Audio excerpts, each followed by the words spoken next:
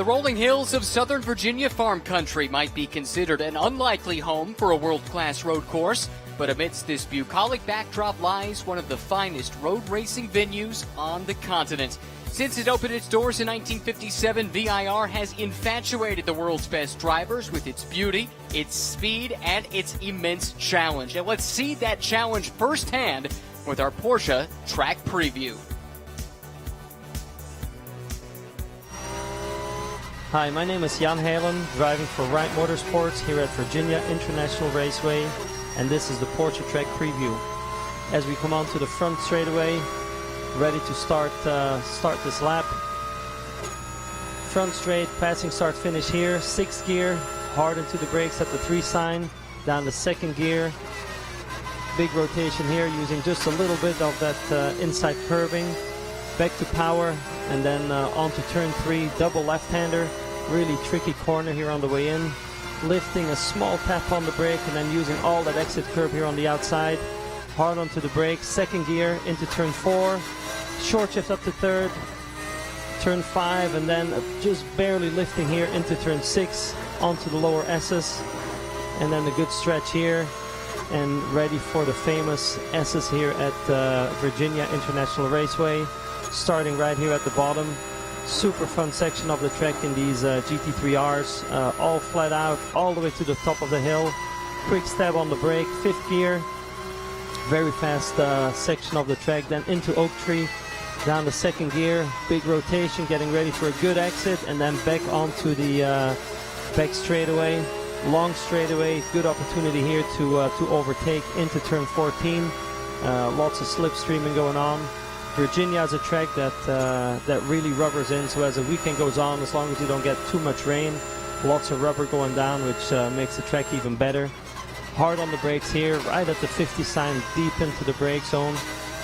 Down turn 15, and then ready for the roller coaster. Almost flat going over this first curb, down 1 gear, and then onto the front straightaway. And that was 1 lap here at Virginia International Raceway.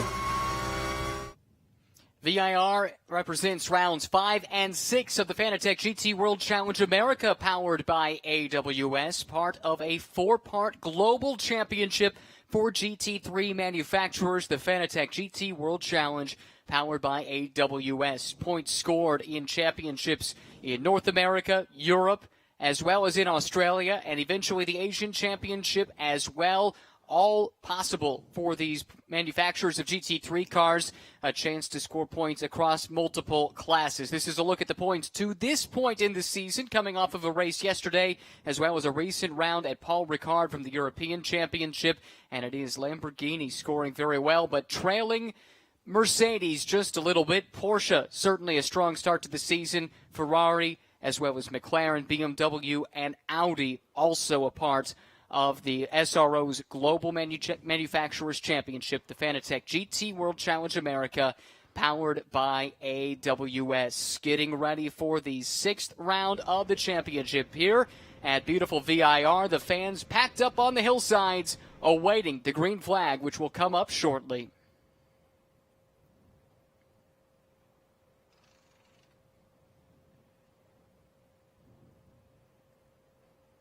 And cars lined up along the pit lane.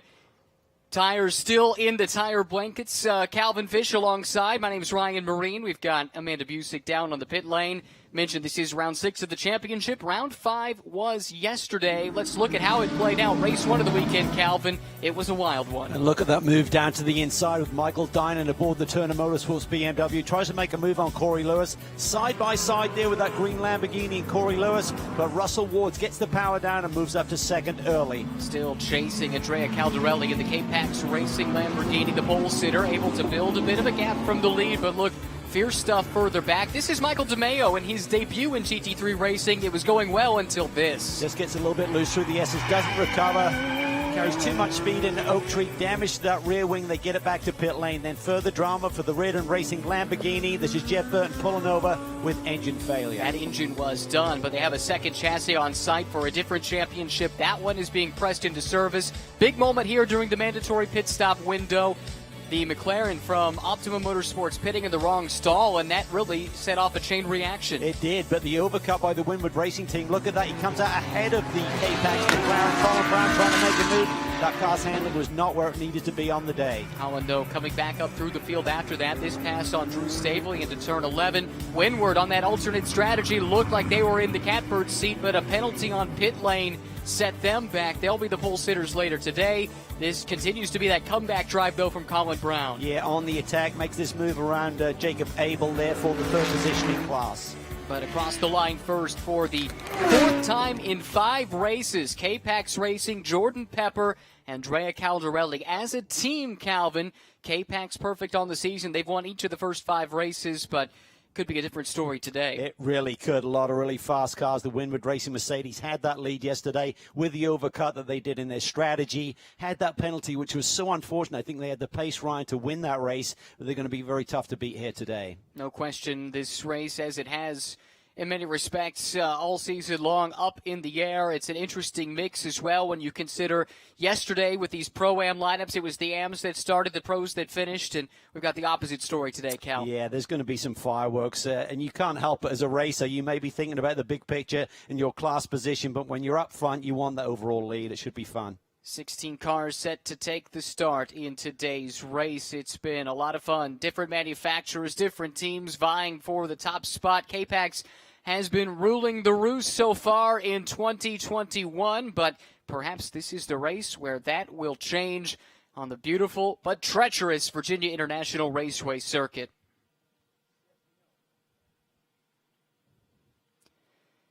Getting set for the start at VIR. The team's getting their drivers strapped in, getting ready to plop on some hot, fresh pre-zeros from Pirelli on these cars as well. A big thumbs up from Jan Halen. He gave us that track preview a moment ago. He is rapid around this place, Calvin. He is. The team is very much in form right now. Just got a very fast Porsche here, and he'll start from the outside of that front row on the Pro-Am pole. But as we've seen before, Jan loves to lead. Can he make it happen down into turn 1? Mikel Grenier aboard the Windward Racing machine from the pole. I'll have something to say about that. No question. Plenty of storylines up at the front of the field, and a lot of them unfolding down on the pit lane, and that's where our Amanda Busick is standing by. Well, hey, Ryan, and history was made here yesterday when Erin Vogel won and become the first female to win in the Fanatec GT World Challenge powered by AWS history. She's also the first female to globally win in the GT World Challenge Pro-Am category. And Erin, when you hear this, what does this achievement signify for you? It's really pretty unreal. I mean, it signifies a lot of things. It signifies that we have a team here that can really put the wins forward for all of us drivers and crew here. But it signifies, I think, so much to just women everywhere, and girls especially. And it's really cool to be able to represent our gender. You know, just in places that we are still making headway and still making ground. Well, it is a big salute to service weekend here at VIR, and on hand for that is the retired Master Sergeant of the Marines, Jerry Widener. Drivers, start your engines!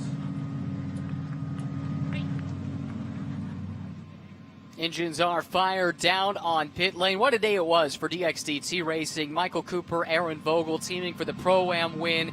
But it's been an up-and-down weekend for the team. That certainly was the highlight. But we saw in qualifying early in the day yesterday, David Askew had a crash. The sister car was damaged so much they actually had to take that car back to their North Carolina base to do repairs. The good news, David Askew and Ryan Dial back on site, as is the car, and it will start today. It will start. I'll start from the back of the pack, so a lot of work to do for Ryan Dial in this opening stint. But fortunately, that team base is now on this side of the country, so it enabled them to get that work done late yesterday. They made that move to the East Coast from Utah in the offseason, and I'm sure they were happy about that for a number of reasons, but definitely it eased the process when the misfortune struck yesterday.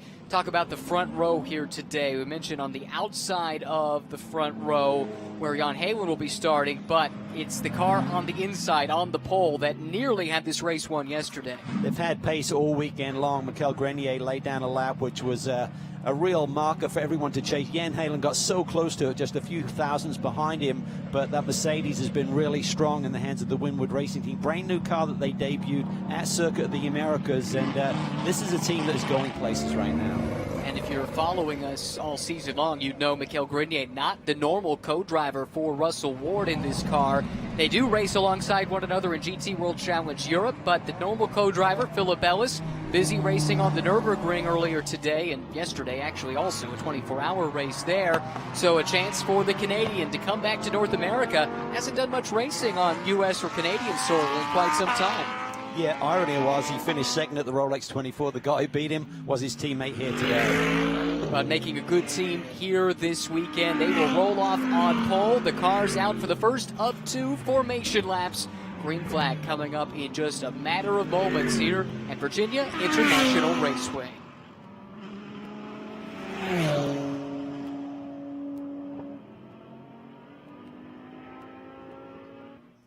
Couple other stories to clean up from yesterday. We saw at the end of that race, in the highlights, in fact, the battle between Colin Brown and Jacob Abel. Racers Edge Motorsports was having a really good run. Taylor Hagler, Jacob Abel, a great team yesterday, but ultimately, in the last couple of laps, something went wrong in that Acura. Yeah, some kind of driveline issue, we believe, was an output flange, which is essentially the piece that comes out of the side of the gearbox casing to the half shaft to the rear driving wheel. So that was a disappointment to be so close to a strong finish there and not quite see the checkered flag. But the car's been quick, and both Taylor did an amazing job in the opening stint, and Jacob Abel is really starting to find his feet here in GT competition as well. Great to see as well the Compass Racing car repair. That's the other NSX just a little bit further up in the shot, weaving back and forth. It was a great story in the making, Calvin. Michael DeMeo making his return to the championship, a former touring car champion for this Compass Racing team. Hadn't driven a GT3 car in competition until this weekend and was running in the top 5 until the incident we saw in the highlights. Yeah, we were just singing his praises about how he'd made that move to GT3 competition so successfully. He hadn't driven this type of car until Friday morning, and there he was running in a very solid position. Made that little error, as we saw in the highlight package, going into Oak Tree Corner, and that just really highlights how much you're on the fine line here, Ryan, with the grip that's available, the commitment that it takes, particularly in the high-speed stuff. Mike got caught out in one of the lower speed corners of the racetrack as well. His co-driver, Matt McMurray, qualified that car in the 10th position. Starting nearby, though, will be the K-Pax Racing car, the number 6 car, Giovanni Vintorini and Corey Lewis, the only driver pairing other than the Caldarelli-Pepper pairing to win a race so far this year, but they've been battling some niggling issues all weekend long. They have the number 6 K-Pax machine. Didn't get a good qualifying run. They were having gearbox selection issues during that run. Both Venturini and Lewis didn't really lay down a very fast time. Spoke to the team last night. They retired the car yesterday in the race. They've gone through it. They believe it's not the transmission itself, but something in the wiring. So they've changed the complete wiring harness. They said, we hope it's fixed. So very much these formation laps right now. He seems to be running strong. He's up to pace, so hopefully it's okay. Well, if anyone can get it done, it's the K-Pax Racing crew. They've been on top of their game all season, even in their first year with the Lamborghini, making the switch from the Bentley. And another story to keep an eye on, Brendan Iribe, already a race winner earlier today. He was running in the GT America powered by AWS Championship. That Optimum Racing McLaren had a big crash, did Brendan, earlier in the weekend. Had to find a spare chassis. They got it here on site. It's been racing all weekend long. They've had some good, solid results so far. Looking to build on that and have another one here in the second race of the weekend. That is Brendan Iribe, a winner in GT America powered by AWS earlier today. Brendan and that team have been hard at work to get that car ready to go for this race. Let's take a look at the starting grid. Pay attention to where your favorite team is starting here today. Jan Heylen on pole, or on the outside pole rather. Russell Ward on pole for Winwood Racing. Actually, it'll be Mikel Grenier starting that car. He shares with Russell Ward Then another super sub. We've talked about a couple of them already, but Sandy Mitchell standing in very well for Giacomo Altoe this weekend. Yeah, watch for that bright white Lamborghini Hurricane. He set a fast lap yesterday in the race, almost the second clear of the field, so the young Scotsman is literally flying here this weekend. Another one we talked about, Brendan Reed, but Ollie Milroy will be starting that McLaren. He has been very fast this weekend and loves this place. Michael Cooper, Aaron Vogel starting in 8th after winning in Pro-Am yesterday. All the way down in 9th, though. That's where you find the number 6 K-Pax Racing Lamborghini with those little issues, possibly electrical. They hope they've got it fixed. We'll find out soon enough. Rest of the starting grid scrolling by on your screen. But it will be the Canadian, Mikael Grenier, leading this field around here to take the green flag in just a few corners time. 3.27 miles is the length, 17 corners at VIR. Saw some smoke there in that white Lamborghini Hurricane. I'm not sure if Sandy Mitchell just locked up the brakes. Sometimes you kind of power the car against the brake and the throttle pedal at the same time, trying to generate some tire temp. All eyes on the front row. Porsche versus Mercedes. Mikael Grenier to the left. It is Jan Halen to the right. Then you've got a couple of Lamborghinis from 2 different teams in the second row looking for the green flag as they enter that start zone. Along the pit straight, green flag flies, and off goes Mikael Grenier. Great start for him. The battle is on for third with Jordan Pepper to the outside of Sandy Mitchell. They're side by side in that second row. Give that position to Jordan Pepper. Yeah, spicy move there from Pepper, but look again, Halen, he's very deep on the brakes there. Almost got into the tail end of that Windward Racing Mercedes, but our pole sitter has taken off here a little bit. Robbie Foley side by side with Colin Brown. That's the BMW to the inside, the Mercedes to the outside. Close quarters racing. Jeff Burton and Vesko Kozarov sharing that Lamborghini that just went off in the background of the shot. Kozarov off someone else in the dirt. I'm not sure which car that is. It may have been one of the DXDT racing machines. Someone down. Oh, that's Ollie Milroy. Looks like the McLaren. May have had a touch there. Right rear damage. Long way to limp that car back around as well. Misfortune for them after a trying weekend that's had its highs and lows. But really showing the resolve of that squad. Mikael Grenier leading in the 33 Mercedes for Windward Racing. Jan Halen, the Belgian driver, right behind in the Porsche. Here comes Jordan Pepper lurking, kind of a Darth Vader look to that race car. That's what it looks like in the rearview mirror for Jan Halen right now. Yeah, and this may be the toughest challenge this year for the Apex squad to get a victory. They've got 2 really fast cars in front of them, particularly that Windward Racing machine, but you know they've got to think about the big picture. 2 drivers in this event, the overall strategy over 90 minutes. Here's Sandy Mitchell aboard that number 9 bright white Huracan. He's run here before, and Lamborghini Super Trofeo was on the pole back in 2019 and just slotted into the seat perfectly. Took the words right out of my mouth there, Calvin. I was going to make that exact same point. It's a different car, but same base chassis effectively between the Trofeo car and the GT3 car. And he's doing a nice job really impressing the TR3 racing team. Took a little peek to the inside there, did Jan Halen, but thought better of it. Now tucks back in line. It's still Mikael Grenier leading the way. Still seems like Grenier's got a really good, well-balanced race car here today as well. Certainly Halen is up on the wheel. He picked up the draft there, so he's actually a little bit quicker down that front straightaway. Was inching in on the rear bumper of that Mercedes, but Mitchell is doing a great job there as well. A little bit further deep in the pack. A lap ago, it looked like Colin Brown was under attack from Robbie Foley. He fended off that attack, and now he is starting to apply some pressure to Sandy Mitchell in the white Lamborghini just up the road. Love this shot here, these cars coming through the climbing S's. Oh, there's nothing like it globally. I don't feel it's just an amazing piece of racetrack, that ribbon that twists and flows up there at high speed. Colin Brown's having a nice run. He's the 5th car in line right now. That red and black gray strong machine. We're not happy with the balance here yesterday, all weekend in fact. They tested here for a couple of days, really felt they had a handle on the race car, and the racetrack was just not giving them the grip that they expected, but it's rubbered in nicely now. A lot of rain here on Thursday evening, kind of washed the track green, as we call it, so it didn't have the rubber down, and gradually the racetrack is picking up grip, picking up rubber. Here's Robbie Foley on the back, but nice runner-up finish yesterday. He running third in the pro class, but 6th overall. Again, it is the pros and the pro-am lineups that started this race, so we really do have a mixed-up running order at the moment. With the beauty of this format, it looks a lot different from day to day. Here is Ollie Milroy in the pits, dropping another lap. Just getting the car back has basically shredded that tire and the wheel as well. And if you're not careful, you come back with too much speed. And I'm not saying Ollie did this, but great other damage inside that wheel well to the brake line for sensors and everything else. My team will take a look at it. It's a European-based crew that runs that car in other championships in Europe as well. We go full course yellow here on the third lap. That will bunch everybody back up again. Not sure exactly what the full course yellow is for, although I did see some debris at one point that appeared on the track, so I'll speculate for a moment that that might have been the cause of this issue. I think so. It's down the back straightaway. There's a lot of rubber and debris, so I think as Ollie was coming back at speed down Madison Avenue, he may have had the tire let go completely. There it is. There's the carcass. I can't leave that out there for someone to hit at speed, that's for sure. All right, down to pit lane, Amanda Busick with an update.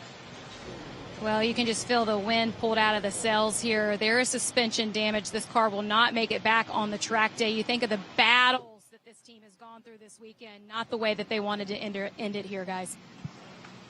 Yeah, it's been a tough one for the team. What a great debut they had at Circuit of the Americas. They weren't with us for the first round of the championship over at Sonoma, but came in and really announced their presence with an excellent run at Circuit of the Americas in the third and fourth races of the season. Hasn't been quite so smooth here, but definitely they've been fast. Some misfortune here, however, today, and the day appears to be done early for Ollie Milroy and Brendan E. Reeb. Up front, though, Mikhail Grenier leading the way under full course yellow at Virginia International Raceway. Today's coverage is brought to you in partnership with Fanatec, AWS, and CrowdStrike.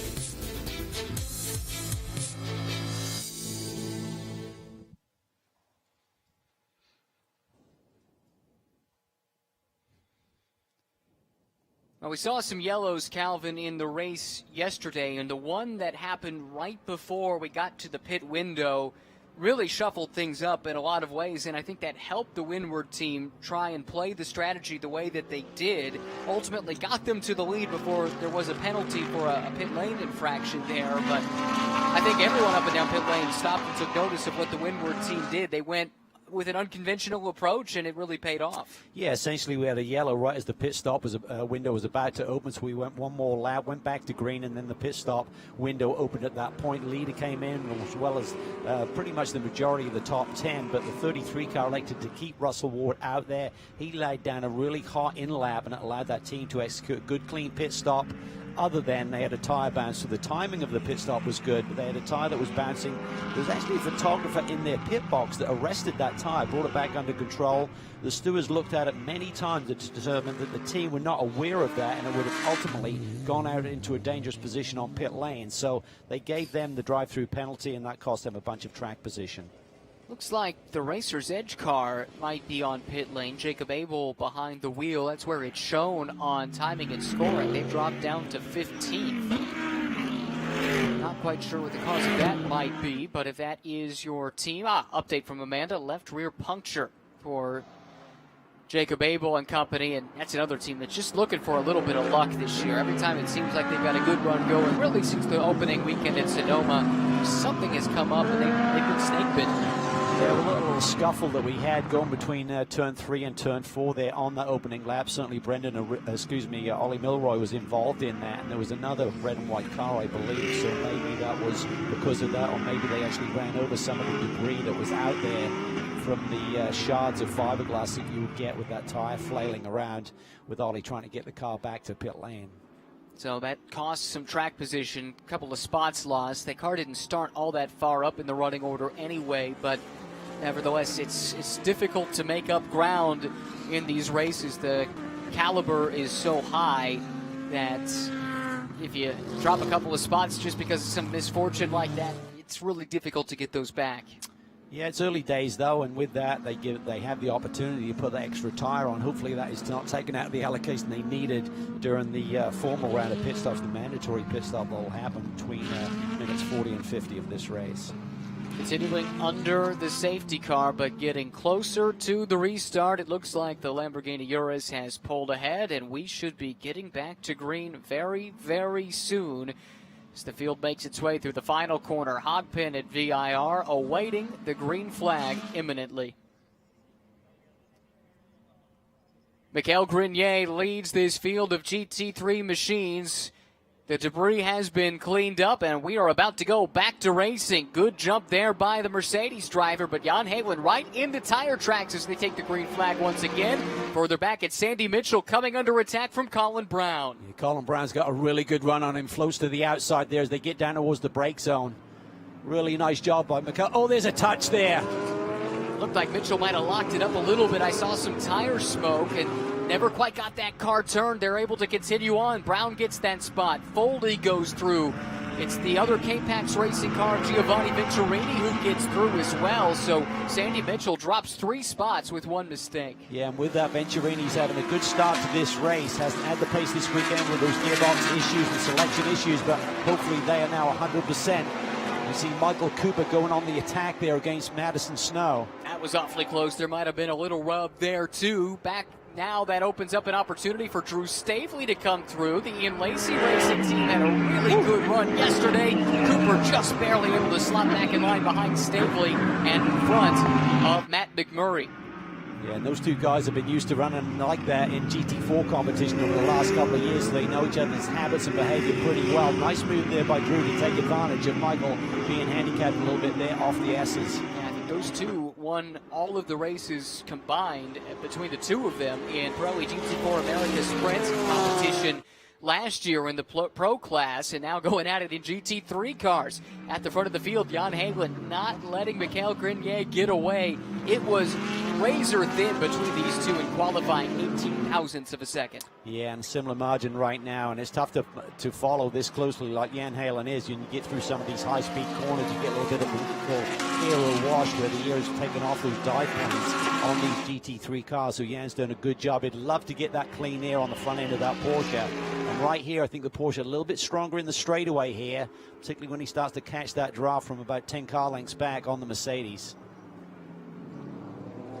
Doing a nice job to stay right behind Mikael Grenier in that Mercedes. And look there in the background, it is Jordan Pepper. Had a good run yesterday. Oh, he's off wide. Track. Yeah, that was wide. That was a little error there. That will have cost him a 10th or 2. Oh, and Jan Heylen has to love that. That's showing that little bit of weakness that you thrive on if you're the driver chasing. Yeah, just because you feel that the lead's got things under control, that'll really give Jan Heylen the opportunity to think, okay, he's heavier a little bit.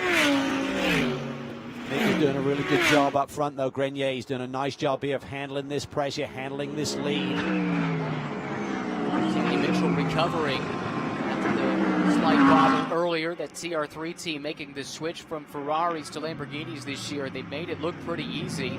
Sandy Mitchell filling in for Giacomo Altoe, so swapping out one Lamborghini factory driver for another. Good news is that Lamborghini, along with Colin Brown, didn't suffer any damage to that little argy-bargy down there in turn 1 with that scuffle.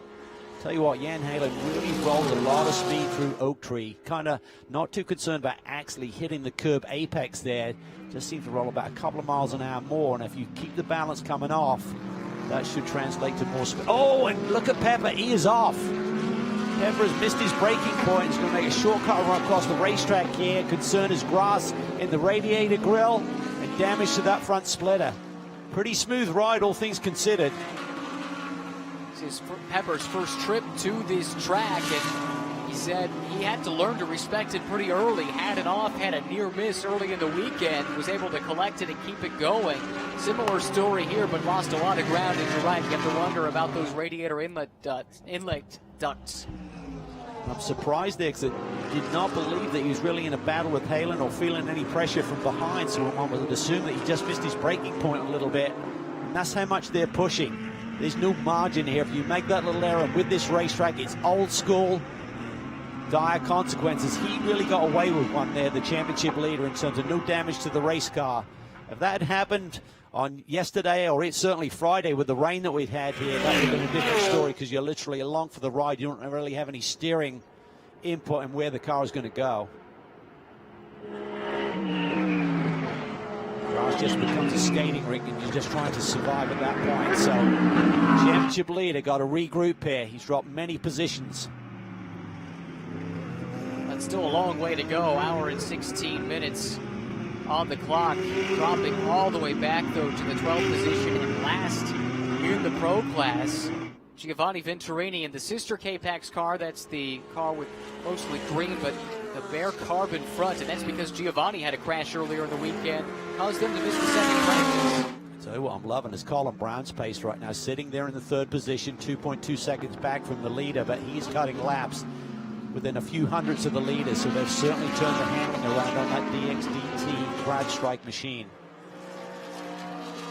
And this TR3 car, again, Sandy Mitchell at the wheel, had a good run going yesterday. There was the bobble in the pit lane that I think was all started when the McLaren ended up pitting in the wrong stall, and that caused everybody a bunch of problems, and we saw in the replay the TR3 crew had to go out and they had to pull their car back at one point, and then maybe there was an issue with an air gun at 1.2, and that really cost them what was a promising day. The battle between two Scotsmen here for the 6th position in a moment, with Sandy being targeted by Ryan Diallo, who's had a nice move from the back of the pack. Certainly there's been some incidents during the first half of this stint so far that has given him some of that track position, but he has got good pace as well. Just ran a 47.5. But now the leaders are now down into the 46.7, 46.8 range. Fastest lap by Colin Brown, indicating they have the pace here today. Can they follow up on the win here last year? That's fantastic. CrowdStrike fastest lap to Colin Brown, running in the 3rd spot, and he was right there mixing it up with a couple of people early. Had some close calls. In fact, I think had contact with Sandy Mitchell just a few laps back, but has recovered nicely, continues to run very fast laps, and watching these two leaders get just that little bit closer every single lap, every single corner. That's all the incentive you need as a pro driver, right? Yeah, and you just curious to see how they tackle Oak Tree Corner. That's the previous corner as they head onto this back straightaway. It seems like Halen just really attacks it a little bit differently to the rest of the field. He just seems to roll more middle apex speed versus stopping and starting the race car, and that means that you're not going to be lighting up those rear tires quite as aggressively coming off the corner, which should help with the tire management. Mikael Grenier leading Jan Halen, then Colin Brown, Robbie Foley 4th in the Turner BMW, Giovanni Vintorini, Sandy Mitchell leading this little battle that we're looking at here, and Ryan Dial, what a great recovery, up 8 spots from the back of the grid. This car was so damaged it could not take part in the race yesterday. Look at this, Ryan Dial looks to the inside. I didn't expect this. Sandy Mitchell is backing up. He's been the fastest car on the racetrack here this weekend. Ryan Dial just slides on past his fellow Scotsman there. Up another spot. Ryan Dial up 9 positions in the opening 17 minutes. He's on a charge at VIR.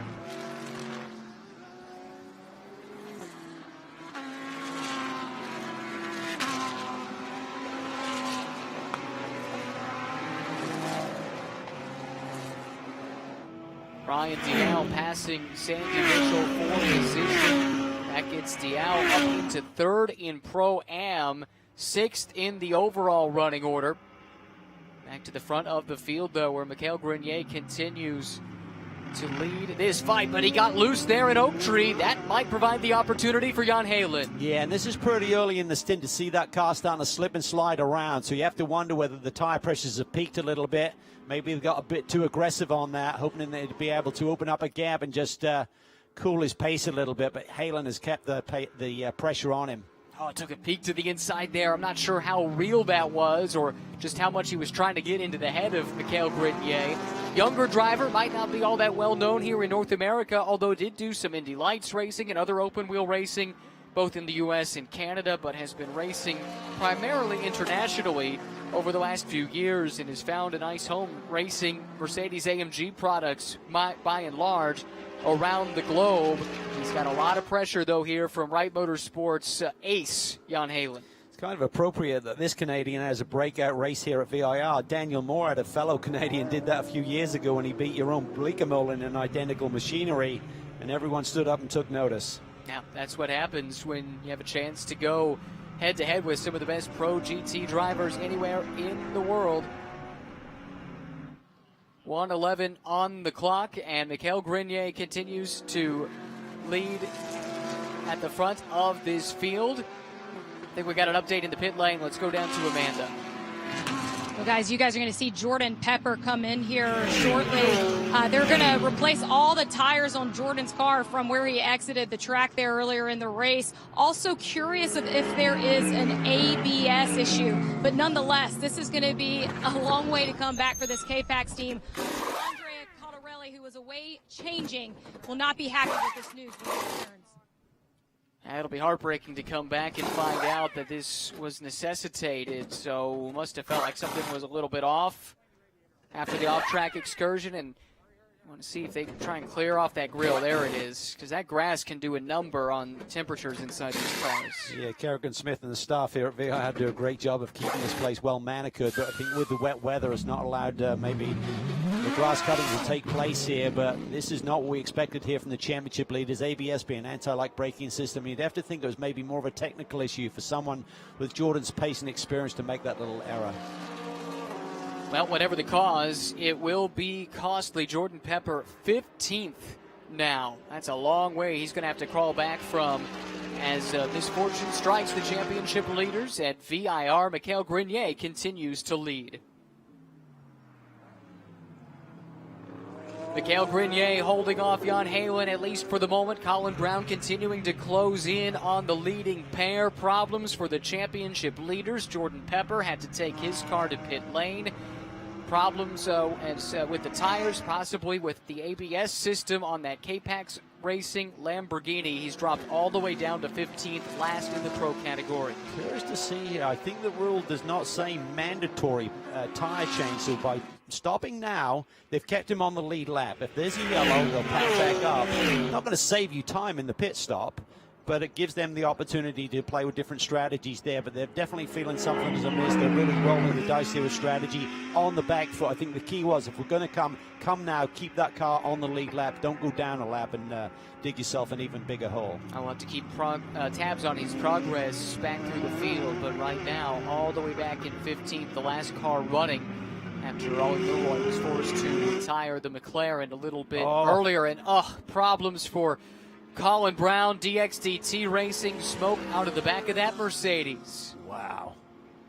This car's laid down the fastest lap of the race at 146.5. Very much in the mix, and looks like a cut down tire possibly. A little bit of debris out there because we had that issue with Ollie Milroy probably having contact relating to his puncher, and then just driving that car back for full lap has left some little shards possibly around this racetrack. Colin had just turned the fastest lap on that previous lap of anyone. He had the fastest lap of the race several laps prior. Key for him is going to be keeping on the lead lap as well. Late in the lap here, so shouldn't be too much damage to that race car. Tires essentially kept its integrity to get it back to pit lane. Cannot do your mandatory driver change until 40 minutes into this race, so that's 18 minutes away. That puts them on the back foot as well. So several heavy hitters with some misfortune relatively early on in this race. We're not even a third of the way through, and we've had 2, maybe 3 potential race winners effectively drop out of contention. Certainly out of contention for Ollie Milroy and Brendan Reed, but it would take some very good luck and timely strategy, yellows, things of that nature. I'm not sure it's a cut down tire. I think it's broken suspension. I think the tire is out, but it's just cocked at an angle there when they put the car up in the air. Possibly up a steering arm or toe link. Steering arm is the rear, but toe link. Now the DXDT crew will try and assess that situation, effect a repair if possible. You need to get to 70% of the race distance in order to score points. So if they can try and do that to at least salvage something, that's what they will do up front. Mikhail Grenier leads from Jan Halen. Now we drop back to the third place running Robbie Foley. He's second in the pro class. Third in pro is Giovanni Vintorini in the green Lamborghini. Then Ryan Dial and Sandy Mitchell. Madison Snow giving the Zalus car another good run. He's up to 7th. Continuing on through Matt McMurray, Michael Cooper, Jacob Abel, Vesco Kozarov, the top 12 as they run. This is back through turn 1 and turn 2. The horseshoe here at VIR. Jan Heylen can get close. This is about as close as he can get. Mikael Grenier not giving him any opportunity to try and pounce. No, he slipped a couple of times, but he hasn't made that big enough error to really give Jan the opportunity to get through. And certainly Jan has to think about that Pro-Am Championship. He's leading that class right now, and Dial is the second runner in that class, and he's about 8 seconds behind him. So you can't afford to get too feisty. Going for that overall lead, risky championship lead in the Pro-Am class. Thinking about Vintorini, who's really K-Pax's main hope here for extending that unbeaten run here, going for 6 straight between the 2 cars. I don't think he has the pace. Right now he's about 6 or 7 tenths off, even though he's moved that car up into the 4th position overall. Report from the pit lane and the DXDT racing crew is suspension damage, weekend done for Colin Brown and George Kurtz. More on that story with Amanda. And it will be a weekend done for the 4 Mercedes. And Colin, you were at the helm of that Mercedes. What happened from your perspective? Yeah, I don't really know, honestly. You know, I was driving into turn 3 and felt like the right rear tire was flat, but it was up. It wasn't flat, so I think we had some sort of suspension issue there. Normally these things are a tank. You know, we had a light touch on the other side at the start, but I don't know. I mean, we ran a lot of laps after that before something happened, so not really sure. I mean, obviously disappointed for CrowdStrike and George. I thought we had a really good position. We were going fast doing our thing, and yeah, I don't know. These things happen from time to time, so disappointed for the DXT guys. George, you guys came into the weekend second into the points. How do you take this weekend and push forward to Road America? Well, I think we just got to learn from this weekend, and you know, it's a long season. Some weekends are great, others not so great. This is one of them, so we'll regroup and be back at it. Thanks. Well, tough weekend for those two, but they'll come back stronger. That DXDT racing team is a team on the rise. And speaking of on the rise, the sister car Ryan Dial continues its rise through the field, somehow up to 5th already. I shouldn't say it like I'm surprised. Ryan Dial is a tremendous talent behind the wheel. He'll be turning that car over to David Askew. But back to what we were hearing there from Colin Brown, there was that contact early in the race with Sandy Mitchell on the restart, right? That's correct, yeah. He did get hit. I'm trying to recall whether it was on the right side that could have contributed to the failure that they've suffered. Anyway, things continue up at the front. They've now got a healthy lead. These leaders have a 5-second gap over Robbie Foley. And they have tremendous pace. The two of them continue to run really fast laps. Their fastest laps of the day were just set on that previous lap. So the tires are still holding their performance as the fuel load burns away a little bit. Theoretically, the car's a little bit lighter. Could be a little bit quicker, but you need those Pirelli P0s to do their job as well, which they are up to today in these very hot conditions. Well, that is worth noting. It is very warm indeed here in Southern Virginia. That's something that the cars will have to deal with. The drivers will have to deal with that as well as we get closer to the 1 hour mark. When we hit that, we can start thinking perhaps about the pit stops. There's the contact there between Sandy Mitchell and Colin Brown. Not sure that tells the full story, but it does at least help us understand a little bit of what's transpired here at Virginia International Raceway, where Mikael Grenier continues to lead. Today's coverage is brought to you in partnership with Pirelli, Rebellion, and Total.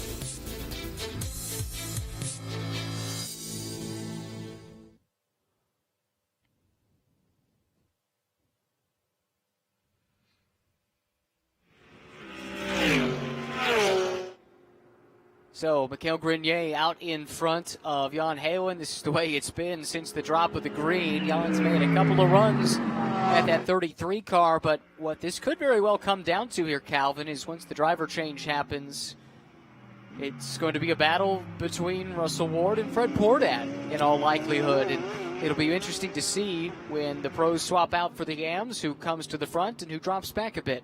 Yeah, I think unless we see a yellow, I mean, I think the Winwood Racing team are in really good shape. Russell Ward has a good pace here this weekend. You would think if he assumes the lead, he should be able to hold it, but you got a lot of fast drivers jumping in. Michael Dinan will jump aboard the 96 Turner Motorsport car, taking over from Foley, and Corey Lewis. He would love to bounce back. He's got a lot of family here this weekend. He would love to really turn the taps on and try and extend that winning streak. Work to do, almost 10 seconds back of the leader, but if you got a reset with a caution after the pit stops, it would be game on. Well, as far as this battle is concerned, these two cars are not in the same class, so yes, Jan Halen wants to lead overall. They'd love to win overall, but ultimately he's got to be thinking about his class championship, the Pro-Am championship, and he's in a good spot right now as far as that's concerned, because Ryan Dial, running 5th overall, is the second-place car in Pro-Am, some 10 seconds or so behind. So the Wright Motorsports guys are doing exactly what they need to do from that perspective. And the two leaders continue to run at a pace 4 to 5 tenths quicker than the chasing pack, so that gap at the front continues to extend every single lap here. But again, it's all about your finishing driver. What sort of pace will they have? A new set of Pirelli P0s being bolted onto these cars, so you know certainly during this next 10 to 20 minutes, these drivers are on board right now will be using every ounce of rubber that they have left. Change of position, by the way, a little further back in Pro-Am. Matt McMurray has made his way around Drew Stavely. That is for 5th and 6th in the Pro-Am class, 8th and 9th overall. Here is Giovanni Vintorini, now the highest placed K-Pax Racing Lamborghini, currently running in the 4th position. 3rd, though, in the Pro class. Really the first time we've seen the K-Pax guys chasing the other two Pro Class entries seemingly all season long, with Winward and Turner running 1-2 in the class. Venturini, problem here, Stavely, I believe, quick spin coming out of Oak Tree. Local yellow. He's got fire underneath again, so we're good to go. Well, he will rejoin the fight, but in front of Jordan Pepper, who continues his recovery drive here at Virginia International Raceway. Mikhail Grenier out in front of Jan Halen. Giovanni Vintorini running in the 4th spot, 3rd in class. DL trying to run him down. Shows that car with Corey Lewis. Corey will take over next, but yeah, here comes that Mercedes getting closer and closer. Ryan Dial met the pass on Sandy Mitchell a few laps back, and Sandy drops a wheel off. It's not the first time we've seen him have a small issue there in turn 1. I wonder if he's got some ABS issues. A quick correction on my part. I thought that Pepper had stayed on the lead lap. He hasn't. He is a lap down, so they are very much on the back foot. Tough to recover from that position here today. Addison Snow is able to slip past Sandy Mitchell. Both of them with extensive Super Trofeo experience, but Madison Snow's been doing a lot of GT3 racing in Lamborghinis over the last few years, but new to this championship. Great partnership with Jason Harward, the Zalus Motorsports team, a couple of Utah guys for a Utah-based team. So there's a ton more miles, even though Sandy Mitchell has been here before. Madison Snow has had victories here over the years in these type of race cars, GT3 machinery. He currently runs this Lamborghini with Paul Miller Racing in another championship here in the States, so he's very familiar with the controls here. And I think this is a team that is really going to go places. I love their energy. I love the makeup of the team. And I think Madison's enjoying life there. Now, just looking at the paint scheme on that car, you can tell they're a fun-loving bunch. It is displayed quite evidently even in the livery. Back to the front of the field, Grenier had built a bit of a cushion. It's disappeared over the last few laps. In fact, Jan Halen has set the new CrowdStrike fastest lap of the race.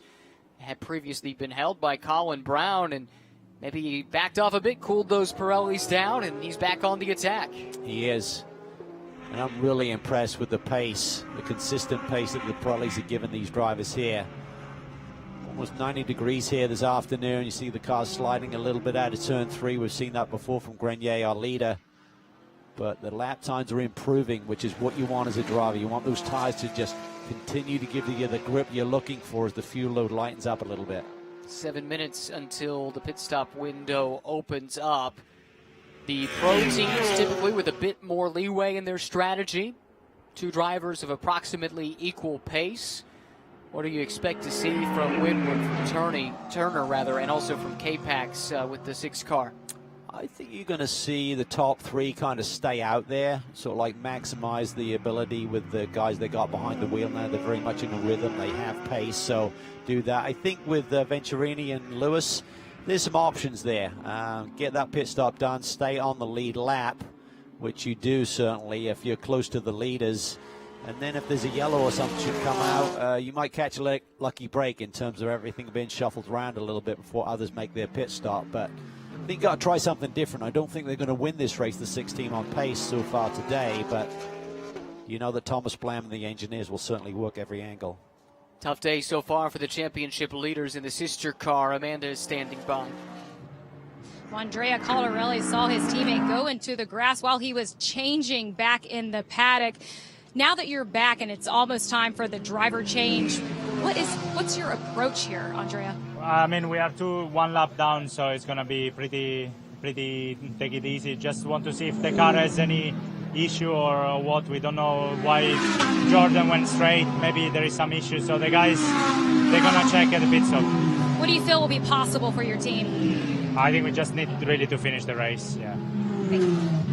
Get to that threshold where they can score some points. That's got to be the focus there. But how disheartening is it, Calvin? You've been in races like these. You're jumping in a car that more or less is out of contention. How do you keep the focus? How do you keep the enthusiasm? You have to think about the big picture. You get to that point where you're going to award it points. They'll finish 4th, so the pro class is light on entries right now. It's a stellar field in general, but with only 4 cars running for those points, they're not going to drop too many for the rest of the chasing pack. So just focus forward. Racing doesn't always go your ways. They've had a tremendous season.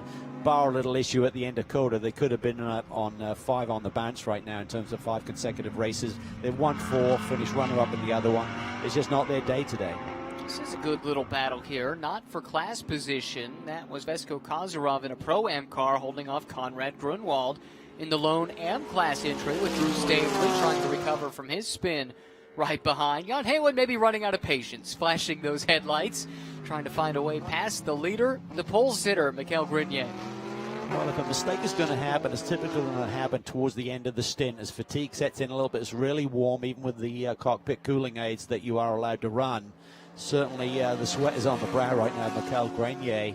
And also the tires are losing their edge. So if you just look in your mirror at the wrong moment, you miss your mark a little bit, you may not have that ultimate grip that you'd love to kind of get you out of that situation. I think Jan Heywood would love in these last probably 10 minutes or so for him staying behind the wheel to just sneak to the lead, gap everyone a little bit, and give a bit more of a cushion for Wright Motorsports to work with. Race vision powered by AWS. Corner speeds at Oak Tree, the slowest corner on the track, turn number 12.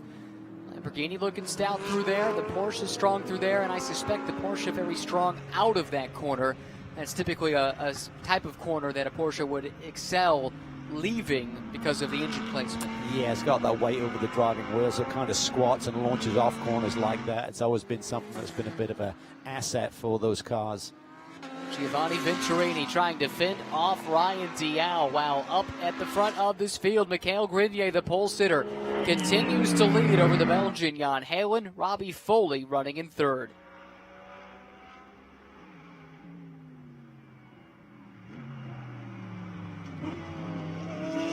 Getting close to that pit stop window here, but still plenty of incentive to try and get a move done if the opportunity presents itself. Jan Heywood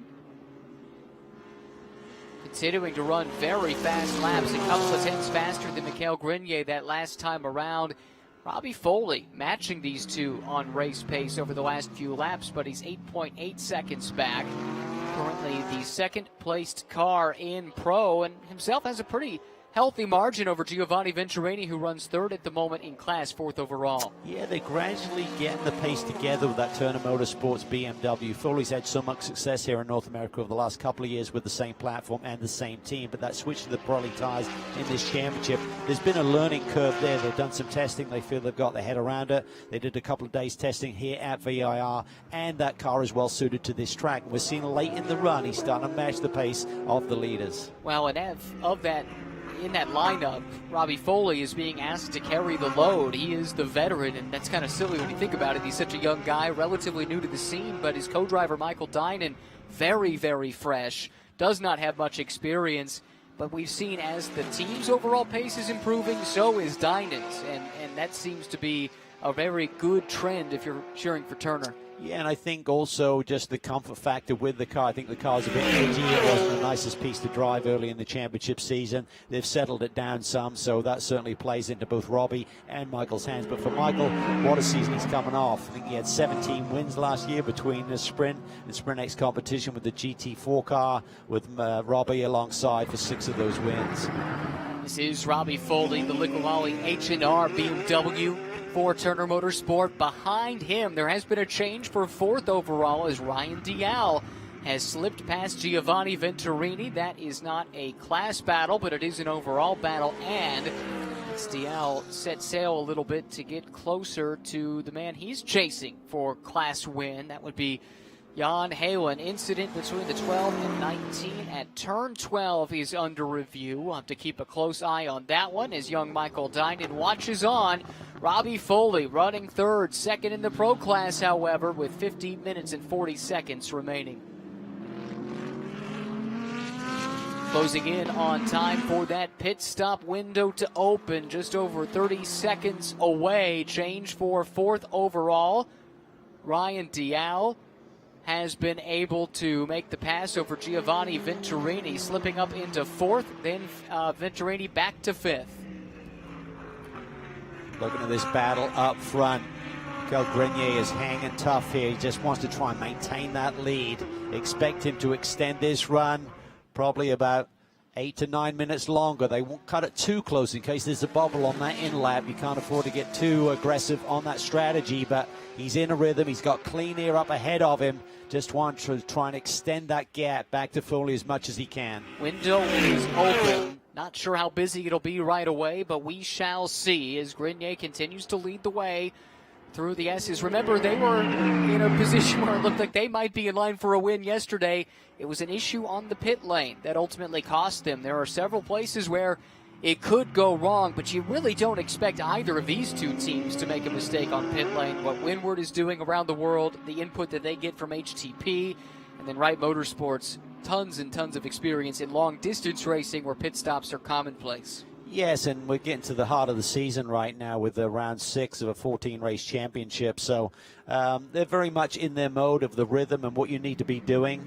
But anything can go wrong. We saw yesterday the mechanic just bounced the tire off the other tire that was sitting on the ground, bounced towards the pit lane, fast lane, and the photographer grabbed it, but the stewards elected that was a penalty, and that cost them the win for sure. 2 Lamborghinis side by side. Madison Snow in the Zaluz car. That's the multicolored car. Comes out on top of this one. Sandy Mitchell was trying to get that spot back. Matt McMurray has used this as a chance to close in as well. Battle for 6th, 7th, and 8th overall. McMurray having a really nice run here for Compass. This is the day they needed kind of a little bit of a bounce back. Here comes Mitchell off of Hogpen. Gets a great run on Madison Snow. TR3 Racing versus Zaluz. Yeah, this is a drag race. Venturini, we talked about maybe him coming in one of the early stoppers to get Corey Lewis behind the wheel. K-Back kind of playing that strategy. See if they catch a break with maybe an incident on the racetrack. Here he comes. Yep, we do see the K-Pax car come into the pits. Sandy Mitchell unable to make that pass on Madison Snow, but now we watch the first roll of the dice here. Strategy playing out before us with 48 minutes left to go. Corey Lewis will replace Giovanni Vintorini. Home soil for Corey, the lone American member of this K-Pax Racing lineup. We assume that wiring harness change has affected a fix on the car. We haven't seen any stumbles, any kind of inconsistent lap times at all from Venturini. But still on the back foot. He had a crash. You see the bodywork there, that black bumper. That is not normal.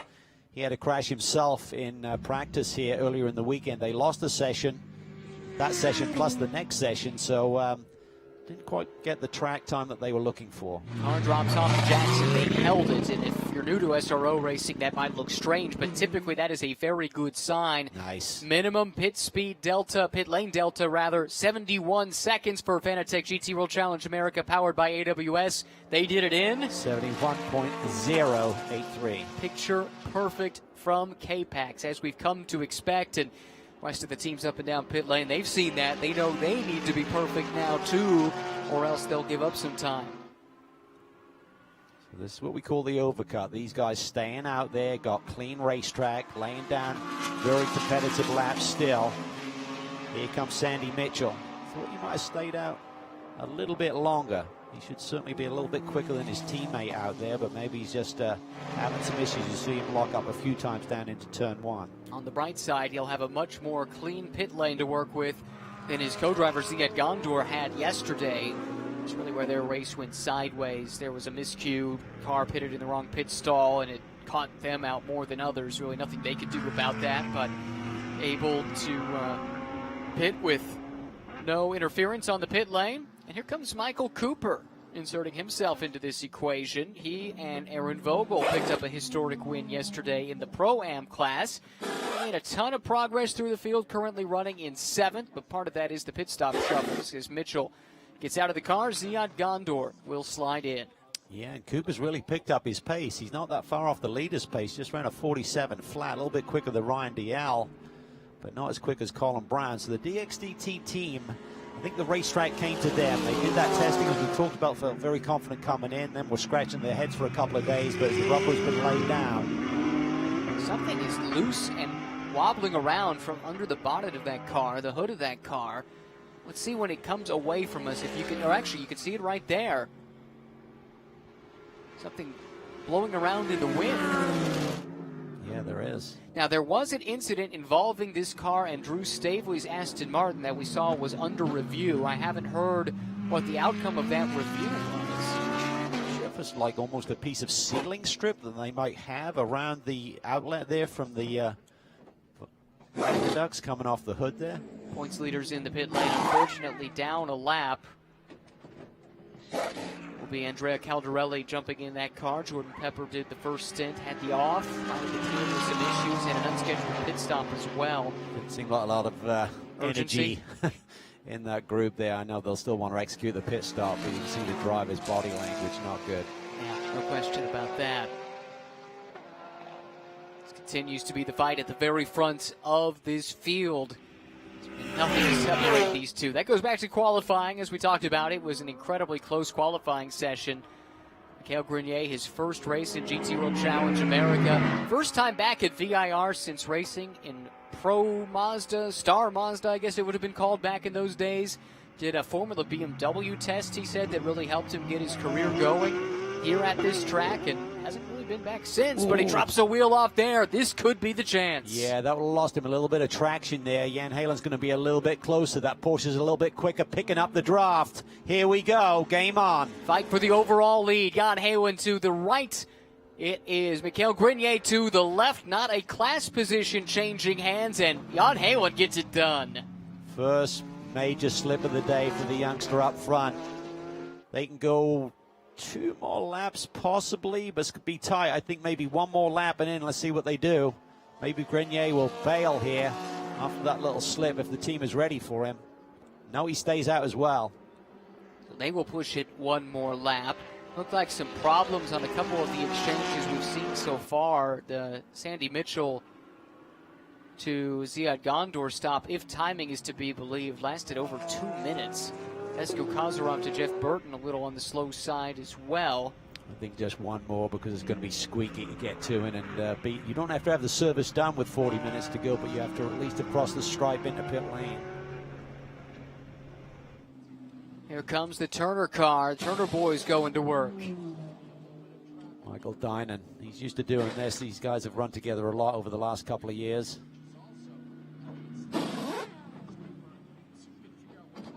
And they've got this down to a science at this point. Yesterday's Pro-Am winners in the pits as well. Michael Cooper climbing out. Aaron Vogel, we heard from her at the start of the show. She will get in. Michael will help her with that radio plug. Communication's so important. Watch the door there. The door is not clipped. It is Hopefully not. someone will notice that. That's a little bit of an error for someone like Robbie. You certainly need to check that that is closed and locked. You normally see him give an extra little push.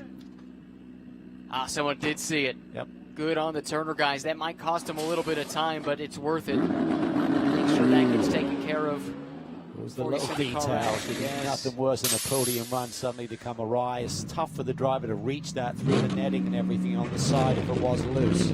This looks like a good stop from DXDT Racing. We'll look at the timing when he crosses that line. But again, you saw him sit and wait for a moment. That typically bodes well. Here's the undercut. Corey Lewis trying to make a move here. This is for position in class. Even though Dinan's got tires out the tire warmers, Corey Lewis should have the energy in his critical few corners here for Michael Dinan to try and hang on.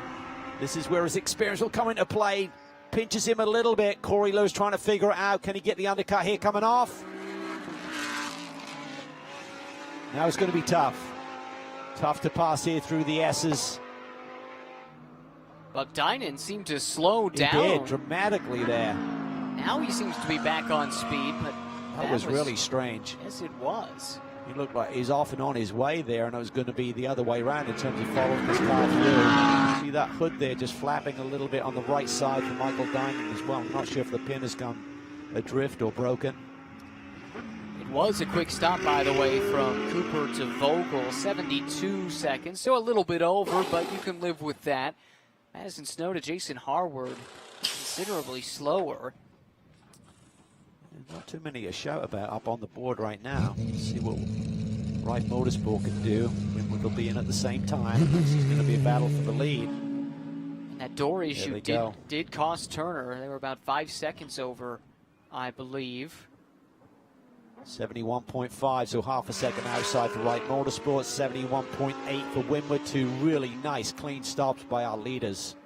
Should maintain that lead as Corey Lewis gives chase in the second of the Lamborghini, second in the championship chase. I'm talking about leading car here today. So it should shuffle out with Fred Pordad leading overall. He's been in positions like this over the last couple of seasons. The reigning AM champion raced alongside Max Root for most of the year last year as an AM pairing, but Max was very, very fast. And there were several times on these Sunday races where Max would turn it over to Fred, well up in the overall running order, and Fred would keep it there. He's elbows out. He's not intimidated, which is nice to see. Does look like Russell Ward is on a charge, though. He is very confident.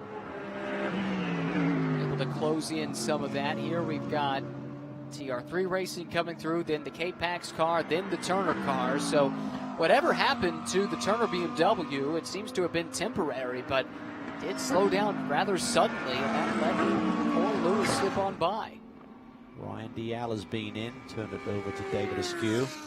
Nice stop there as well, 71.5, so we're starting to see some good ones. The initial pit stops weren't that great, but everyone has executed well of the late pit stoppers. It was a great opening stint from Ryan Dial, coming from the very back in a car that had been taken back to North Carolina for repairs. Up, I think, close to double-digit positions. Here comes the battle for the lead. Russell Ward, not wasting any time, slips inside and gets that spot off of Fred Pordad. Battle for the overall lead has been decided, but again, that is not a class battle. So Fred Pordad still the leader in Pro-Am. We'll have, looks like David Askew trying to chase him down. Understand the 91 has had a pit lane violation. They're going to have to suffer a drive-through penalty for that. So a tough weekend for those guys coming back from that engine failure on their primary car yesterday, running their backup car here today. Yep, that is the Reardon Racing car, Vesko Kozarov and Jeff Burton. Penalty handed down to them. It is Russell Ward back out in front for Winward Racing. Fred Pordad continues to lead in Pro-Am, running second overall.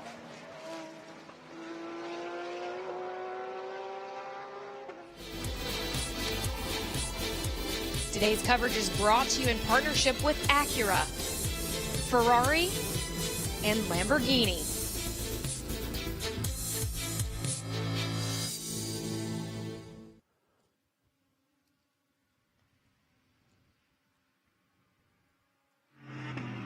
Russell Ward out in front, trying to do today what they came so close to doing yesterday before the pit lane penalty derailed a very strong effort. Russell Ward looking right at home. I had an interesting conversation with him. You and I both did back at Circuit of the Americas, talking to him about being in an all-pro lineup. Had been a Pro-Am type driver in the past, in some of his previous racing experience. And we asked, what do you think about that? And he said, look, this is what I want to be. I want to be viewed as a pro, and this is a chance to prove to myself and to others that I am.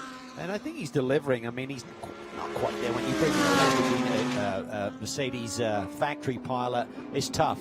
His level of experience to compete in terms of the ultimate lap time, but he's getting quicker every single season, every single race he's learning, and he's rock solid. He very rarely makes a mistake, and you saw there, just had the confidence just to go for it, take the lead, and now he's just taken off. And David Askew now driving the number 63 car, still shows Ryan Dial and timing and scoring, but sometimes that button doesn't get pushed or switch flipped or whatever the case may be, however it is that the driver ID is controlled. But mandatory driver change there. Dial had to start. Askew running in that car at the moment. Corey Lewis installed in this car. This is one I want to keep an eye on. How fast is Corey? Can he run down first Fred Pordat and then Russell Ward? It's a 14-second gap, but he's got 36 minutes to get there. Yeah, I think there's a chance he might get up to second, but I think that extending that win streak is going to be a tough one because Russell Ward has pace.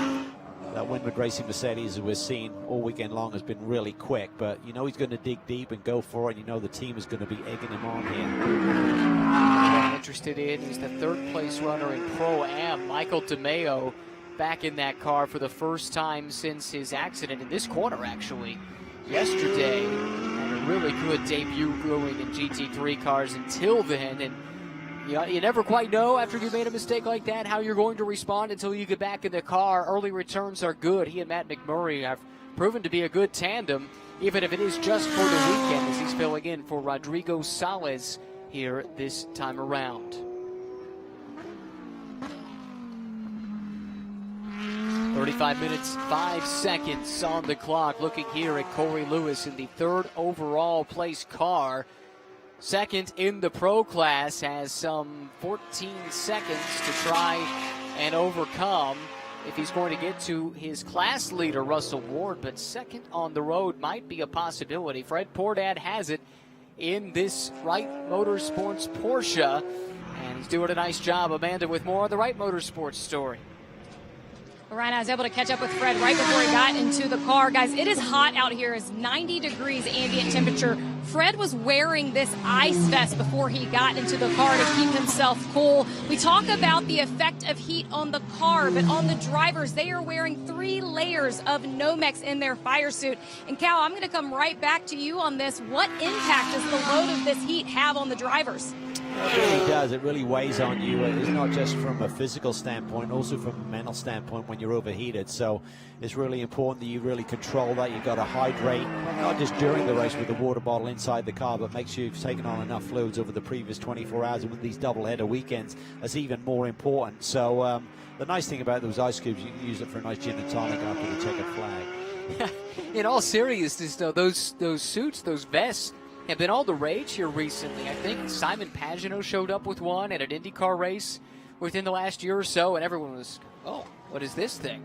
And now you see them all over the place, and the idea is just to keep that core temperature down even before you get in the car. And then any degree that you're adding, at least it's coming from a lower start level, and by all accounts it makes a big difference. Now the cool suits in the car or the AC in the car, that's been around for a while, but it shows what you can do pre-race in terms of prep with things like that, and then diet and exercise, a huge part of it too. So much of it, Ryan, you're spot on. And I know in the early days I experienced using those cool suits, but they were like a plastic vest with these pipes, which sounded great when they're working, but suddenly when the pipes stop working, you're baking yourself in this insulated plastic shield. So it made a lot of progress since those days. They could work in the wrong direction for you. David Askew behind the wheel of this number 63 car, DXDT Racing. Told the story a couple of times, but if you just joined us, big crash for David in practice, make that in qualifying rather, yesterday in the morning. They could not start the race yesterday. Major repairs on that car. Back out here and running very strong. Second in Pro-Am, at least for now, but Michael DeMeo may have other ideas. He's moving up nicely in his Compass Racing car. Matt McMurray, a solid opening stint. Put them in position. Now DeMeo, if he can finish it off, he may be looking at a class podium. Yeah, he's about a second behind, and on that last lap, he was about a second a lap faster than David in front of him, so it's going to be battle on. Plenty of time left on the clock, so Michael's just got to be patient here. Don't force the issue, but don't leave it till the very end. As we've seen so many times this weekend, we have not always finished these races under green flag racing, so you have the opportunity to make the move. from Toronto, Canada. He was the 2014 Pirelli World Challenge Touring Car champion for this team back when it was a Canadian team.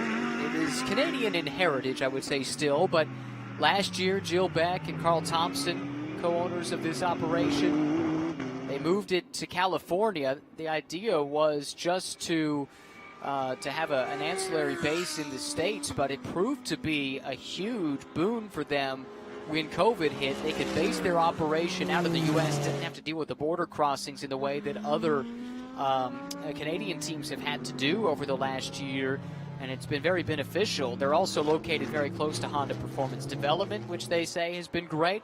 And being near the LA area, you might have seen an Acura NSX in some commercials here lately. It might have been this one, because they got a call late because of where they're located.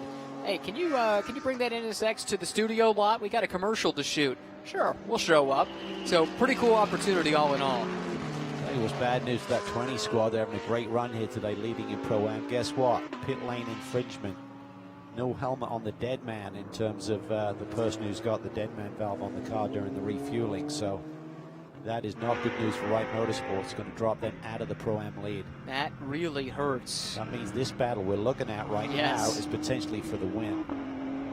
You can believe that the crews are getting on the respective radios to let them know, hey, that's not just for second, that's for the class win right there. So David Askew, Michael DeMeo, they're going to be going at it here before too much longer. An update from the pit lane, though, now with Amanda Busick. Well, as we saw at the top of the show, it's been a big salute to service weekend here at VIR. We even had a flyover over the racetrack yesterday. Supporting that is Operation Motorsport, and Jason Leach is on hand with us here today. What more can you tell us about Operation Motorsport? Thanks for having us. So, Operation Motorsport is a nonprofit 501c3 founded in Brighton, Ontario, and Raleigh, North Carolina in 2017. The premise behind us is to engage medically retiring and wounded service members as they transition out of the military in order to provide a sense of purpose, team, and identity. And we find that by embedding them into professional race car teams here within SRO. There are so many parallels between military operations and motorsports that this seemed like a very natural environment in order to engage those who could really use our help. And one of those guys getting that firsthand experience right over Jason Solder right there is Will Babineau. He's working on Aaron Vogel's car. Aaron just dropped a spot to Taylor Hagler, but nevertheless a great battle on track there. Great Operation Motorsport organization, and they've been a great member of this paddock for the last couple of years. That's the drive-through penalty there. But on this this weekend of memorial service, so much salute to the troops going on here. Great to have Operation Motorsport on site and heavily integrated with a number of teams up and down the paddock. Russell Ward continues to lead over Corey Lewis.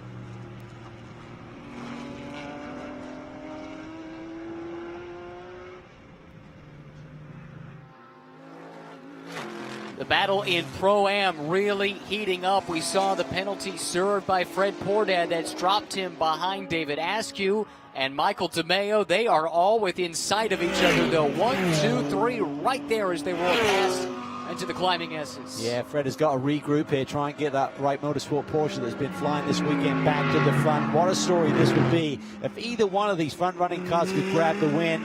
DXDT on the back foot with the accident in qualifying yesterday to repair the car. Missed the show yesterday. David now back behind the wheel leading, and Michael DeMeo for the Compass Racing team. How awesome for them if they get their debut victory in GT3 competition here in SRO. That drive-through penalty has brought Corey Lewis up into second overall, second in pro. We now have pro cars running 1, 2, and 3. The only pro entry not running towards the top is the Andrea Caldarelli Jordan Pepper car. Your points leaders coming in. Had some issues early in this race, dropped a couple of laps. They're running all the way back in 14th at the moment. But it is still, I think, this battle here in Pro-Am, the one to keep an eye on. Top 3 all in the same picture. It's awesome. Yeah, let's take a look at the lap times. They cross the stripe this time through. See who has the advantage. DeMeo just 0.3 quicker, but Pordad, pretty good lap there. So Look at that graphic on the left side next to David Askew's name. The green, the up arrow, and 14. Up 14 spots in today's race. You know, this team, they could have said, we've had the accident, we're going to miss race one. Let's just pack it up. But they put in the effort. They went back to the shop. They made the repairs. They drug the car all the way back out here. And this is why you persevere. You do. You never know what's going to happen in racing, and you're so much on the back foot. You think there's no way from the back of the field you even think about even a podium, but they are now fighting out for the win. And this is going to be a three-horse battle here in a moment because Fred Bourdais has pace. I think he may be catching these leaders right now. Yeah, he's starting to close in a little bit. Taylor Hagler running in fourth in class, just about 8 seconds behind. Aaron Vogel behind her. That is fourth and fifth in Pro-Am. Michael DeMeo in this Compass Racing Acura. Giving chase to Askew, goes a little bit wide there on the exit of Oak Tree. They're about evenly spaced down Madison Avenue. The fight for the class lead in Pro-Am is on. 1, 2, 3 in Pro-Am in the picture. That's Michael DeMeo taking a peek to the left-hand side of David Askew. 1 and 2. And after serving the drive-through penalty, lurking in the background. He's wide. The leader is wide, just runs over the inside edge there, loses the grip. DeMeo is looking to pounce. Fred Bourdais in their shadows. Fred Bourdais had to give up the lead because of that drive-through penalty, pit lane infraction, but he's recovering nicely, watching these two duke it out in front of him. Askew, though, credit to him, dropped that wheel off but was able to recover. DeMeo on a bit of a charge, though, down the front straightaway. Askew goes defensive. DeMeo pops to the outside. Yeah, and as they do that, they're just going to slow each other down. It's going to give Fred Bourdais the opportunity to get right on the bumper of that Acura in front of him. And if you're DeMeo, you want to get this job done as quick as possible so you don't have to think about trying to hold off Fred Bourdais while you're on the attack. Pressure cooker situation here for David Askew, and there's 24 minutes to go. He's got a long time to hang on to this lead. Who will slip first? Best finish of the season for Askew and Dial was a runner-up in class in the season opener at Sonoma. They finished second and third, a whole bunch going back to last year, ultimately fourth in the point standings. Looking for a win, however, in class, and if David Askew can hold on for another 24 minutes, they're in line for it. But don't count out Michael DeMeo, don't count out Fred Bourdais either. I think the quickest car of these three may be DeMeo. Oh, Askew really wide there. DeMeo thinking about yesterday, I feel, and giving the edge of the road plenty of room there. Yeah, if you weren't with us yesterday, DeMeo was having a great run inside the top 5 and just lost it ever so slightly into 11 and 12, slid off track, did some damage to the wing of that car and took them out of contention, atoning for that sin with aplomb at the moment, putting the pressure on for the class lead. See David there, he just runs that right side through the dirt there, through 14. Got to be careful. Sure, Ryan Dial is on the horn, on the radio with him, trying to talk him through this, calm him down, keep him focused forward. Hit your marks, David. Well, he's a champion racer in long-distance sailing competitions. Not sure you have this kind of heat-of-the-moment battle in that we're going to have on our hands here for the next 23 minutes and change. DeMeo backs up the entry, trying to get a great run out of the corner. Askew a little bit wide. That opens the door for DeMeo to swing to the outside, but Askew shuts the door in his face. Yeah, so easy to have contact when you got cars running up through turn 2 there, side by side. Good heads-up driving there by Michael DeMeo in terms of not forcing the issue. What are you thinking if you're Fred Bourdais watching this right out the window? Well, you're licking your lips. There's a lot of opportunity here with the time on the board and the way that these two in front of you. But I think if I'm Fred, he's looking at the Acura's pace. I think Michael DeMeo is the quickest combination here right now between car and driver. It could take off if he can get around David. In front of this battle, really nothing has changed. It's still Russell Ward leading Corey Lewis by 14.5 seconds. So we will focus our attentions here. Third overall, but actually fourth overall because Michael Dinan runs third overall. He's about 4 seconds behind Lewis. But this is first, second, and third in Pro-Am. Yeah, and quick spin here. Aaron Vogel had a fierce battle with Hagler. She just lost that position a couple of laps ago. That had her in the 5th position. Let's take a look and see what happened. Winner yesterday. Just carries too much speed there, runs out of road. Got everything slowed down, but you got to be careful now with the elevation change there. You don't tear that splitter off. With the rally coming through. Yep, but still 5 laps down is that car. I think K-Pac's just trying to get to the point where they can score some points, but here comes the battle for the lead in Pro-Am. Askew defending in the Mercedes. Right behind Michael DeMeo. Just his second ever GT3 race, swings to the outside of Askew. David tucks it in nicely. Kind of was proactive just in terms of taking that line. Look, he's sideways there, coming off of the first corner. DeMeo to the inside, takes the class lead. David tries to fight back to his flank. Side by side, Fred Portad looking for opportunity. One more left-hand corner coming in this sequence. DeMeo is through to the lead. Portad can't follow him through. Askew closes off that opening. Now DeMeo trying to make good his escape once he's finally made that pass. Compass Racing leads. Well, he just got the hammer down there and has taken off. Created a nice buffer, nice gap. He can just look forward, hit his marks. No pressure from behind right now. Seen a little bodywork flapping on the Askew car. Look at this. Once he got by, Michael DeMeo has stolen a march. A huge gap has developed, and quickly. He's super conservative there through turn 11 and 12 there. He doesn't want to make the same mistake he made yesterday. Now the urgency for Fred Portad just ramped up because he's watching the leader in the class jet away after making that move. Now he needs to find a way past David Askew if he can. At the very front end of this field, though, it's Windward Racing showing the way. Russell Ward taking over for pole sitter Mikhail Grenier. They've controlled this race by and large from the drop of the green, swapping the lead in a battle with Wright Motorsports earlier on, but they've claimed it since. Russell Ward out in front. Today's coverage is brought to you in partnership with Optima, Motul, and Skip Barber.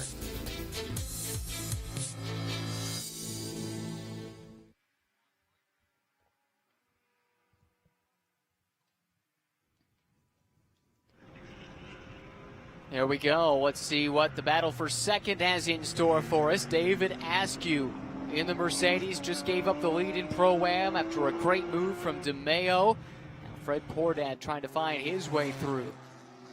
It's like David settled down a little bit, hitting his marks a little bit better. I think he's pushing so hard, kind of asking a bit more from the car than I wanted to give him. That's why he's making those little mistakes. Not a big one, but just those little slips here and there, and gave Michael DeMeo the opportunity. And while that's been happening, Taylor Hagler has rattled off several very fast laps and was about 2 seconds quicker than these two on the last lap. She's 6 seconds behind. Every once in a while, we'll see her pop into the shot. That Racer's Edge Acura might be in the mix before it's all said and done as well. This is where we've seen Askew have a problem in the past, a little bit weak off of Oak Tree, and there is Portad in the slipstream. You can't fill the mirrors any more than that. Right in the silhouette there as they come down Madison Avenue. This is a tough one. If you're on the right-hand side, driver's right as you're coming down there, you're kind of going the long way around into that tricky brake zone. So David holds station right now, but I think you're spot on with Taylor Hagler. Looking at her lap times and her pace, she has potential here to climb on the podium before we see the checkered flag here today. There you see it just in the background as we come through roller coaster. David Askew really throwing it through Hogpen there on that lap. That was nice. And we'll keep our eyes on timing and scoring there. But for now, David Askew continues to fend off Fred Portad. But the Porsche's got to run once again, this time on the front straightaway. David just being proactive, sticks to the middle of the road, then he feints over to the right. Stewart's made look, then he's wide, misses his braking point, just understeers off, probably into the ABS. Whereas Taylor Hagler, is she close enough to take advantage? There she goes. She's up to third. So put Racer's Edge on the podium, and Hagler has been fast, so there's a chance she could latch on to Fred Portad, and those two together trying to chase down Michael DeMeo, who's got the lead at the moment. In Pro-Am, had built a gap of up around 6 seconds. at the start-finish line the last time by. Could be a big day for Acura in the Pro-Am class. Possible 1-2. They're leading right now.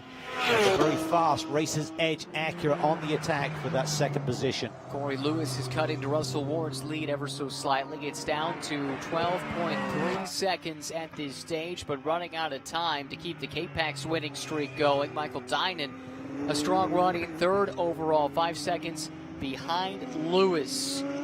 Fred Portad now up one more spot, trying to chase down Michael DeMeo for the Pro-Am lead. Second place in Pro-Am has swapped hands. Fred Portad has taken it. Let's take a look, Calvin, at how he got the job done.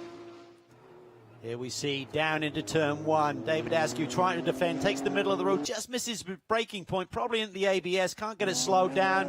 And watch to the right side of the screen here. Taylor Hagler takes advantage. He's on the charge and is now up into a podium position. Taylor Hagler has been turning some very fast laps as of late. So up on the podium now in third, but eyeing second place. You could see the gap there visually. Portad, and then the back of the shot, you saw the Acura of Hagler come through. Taking a look here at Corey Lewis, who currently runs second. More on K-Pax Racing in the pit lane.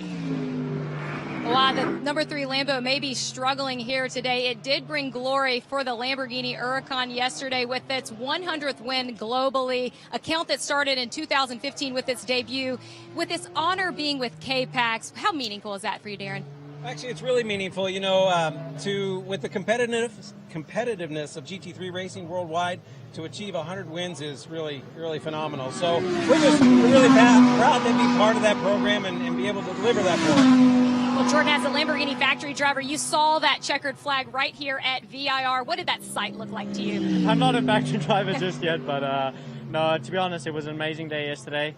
It's a shame that we couldn't go and get the 101st win already. The sister car's still out there battling to hopefully get that, but you know, sometimes you gotta take the good with the bad, and you know, yesterday's win I think is definitely going to be the highlights of this weekend, and we're going to carry that momentum onwards. Well, maybe Lamborghini's listening. Well, they certainly should be watching. He's been a Bentley boy before, part of the Bentley factory driver lineup, made the switch over with K-Pax to the Lamborghini mark, and I know Chris Ward is here. He oversees the Lamborghini racing operations in North America. He's got a close eye on things like this. I think he knows the talent that this man, Corey Lewis, has, and has seen him firsthand racing Lamborghinis in the States. And look, anybody who's watched Jordan Pepper so far this year, I think it's quite apparent through a TV screen how good he is. Yeah, they've just been very high on him. They got to see firsthand running that Bentley program with Jordan last year, how good he is.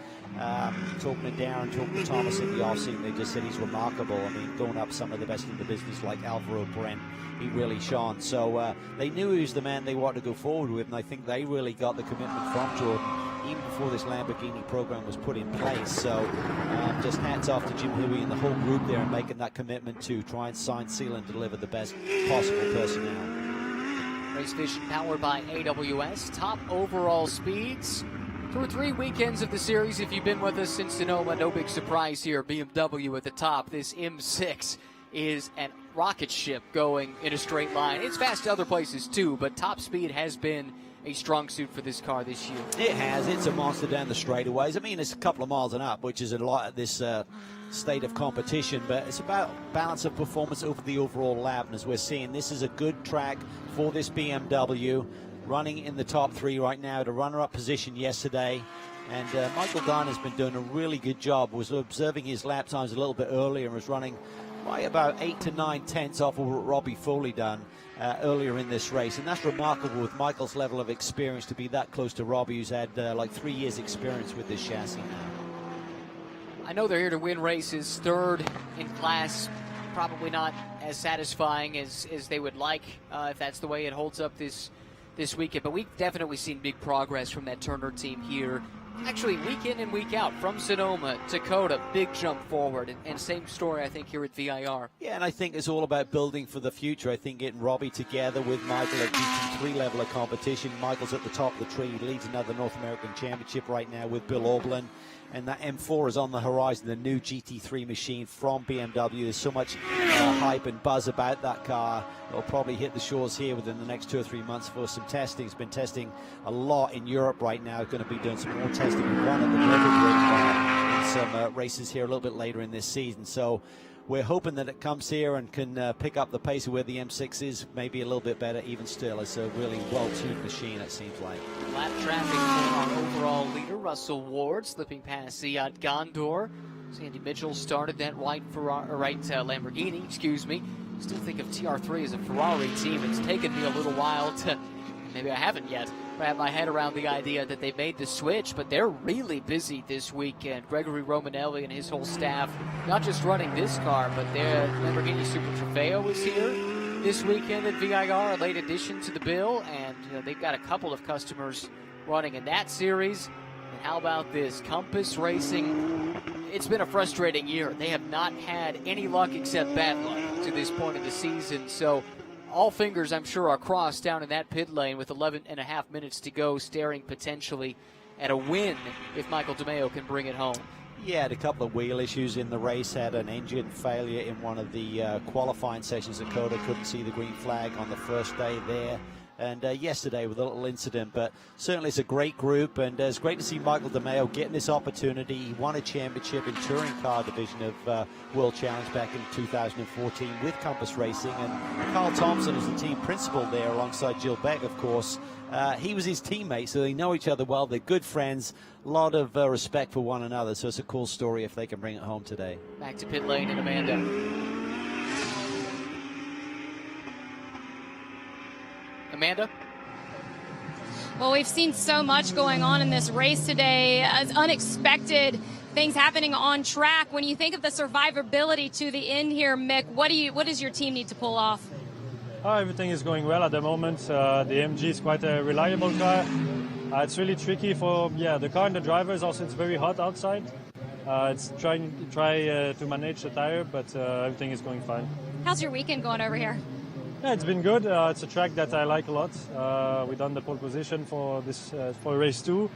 Russell is driving very well. I'm racing with him in Europe as well, and he's made a big step this weekend, so proud of him. Thank you, Mick. Cale Grenier put that car on the pole for race 2 here today. He's turned it over to Russell Ward, and he's done the job ever since. Russell Ward right now with a 13-second lead over Corey Lewis.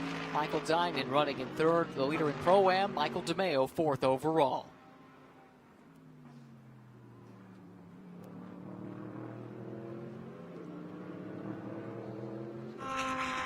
Pretty flawless effort today, Calvin, it must be said, for Windward Racing. Tiny little pit road miscue probably cost him a win yesterday. It's a day later, but it looks like it might be headed their way in just over 9 minutes. Well, the promise has been there all weekend long, and certainly the K-Pax team alluded to Mercedes could be the car to beat here.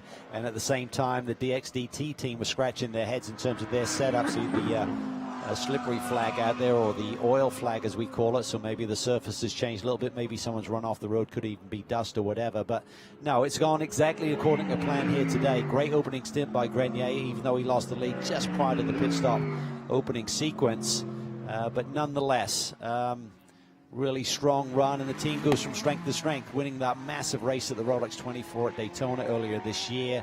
Big programs globally, a lot going on, and sometimes it's hard to maintain that standard when you're spread so thin across the board. This is not for a class position, but an overall battle unfolding here with Jean-Claude Sada in his AF Corsa Ferrari, the only AM entry in the field this weekend, running down Frank Gannett, currently 7th in Pro-Am, 10th overall, so a top 10 overall position on the line as Jason Harward goes for a bit of an excursion off track. That's around Hogpen. It's a dangerous old corner, and as we talked about earlier in the weekend when it was quite wet out there, if you go off there, you typically just follow the camber and fall down the hill and end up hitting some. Let's take a look. It's up on the curb there and then just couldn't get it back together. That's got to be a day ago, that would have been in the tires. Yes, because of how wet this grass was. Yep. Ooh, well, he got away with that one, and I don't think he lost any positions. Aaron Vogel is the car right behind. That would be for position, so it does bring her into the mix. That would be for 6th in Pro-Am. But Harward able to regather it. Now needs to nurse it home for the final 7 minutes, 25 seconds. That Lamborghini for Zalus Motorsports, DXDT Racing's Aaron Vogel, first female winner in Fanatec GT World Challenge America history in race 1 yesterday.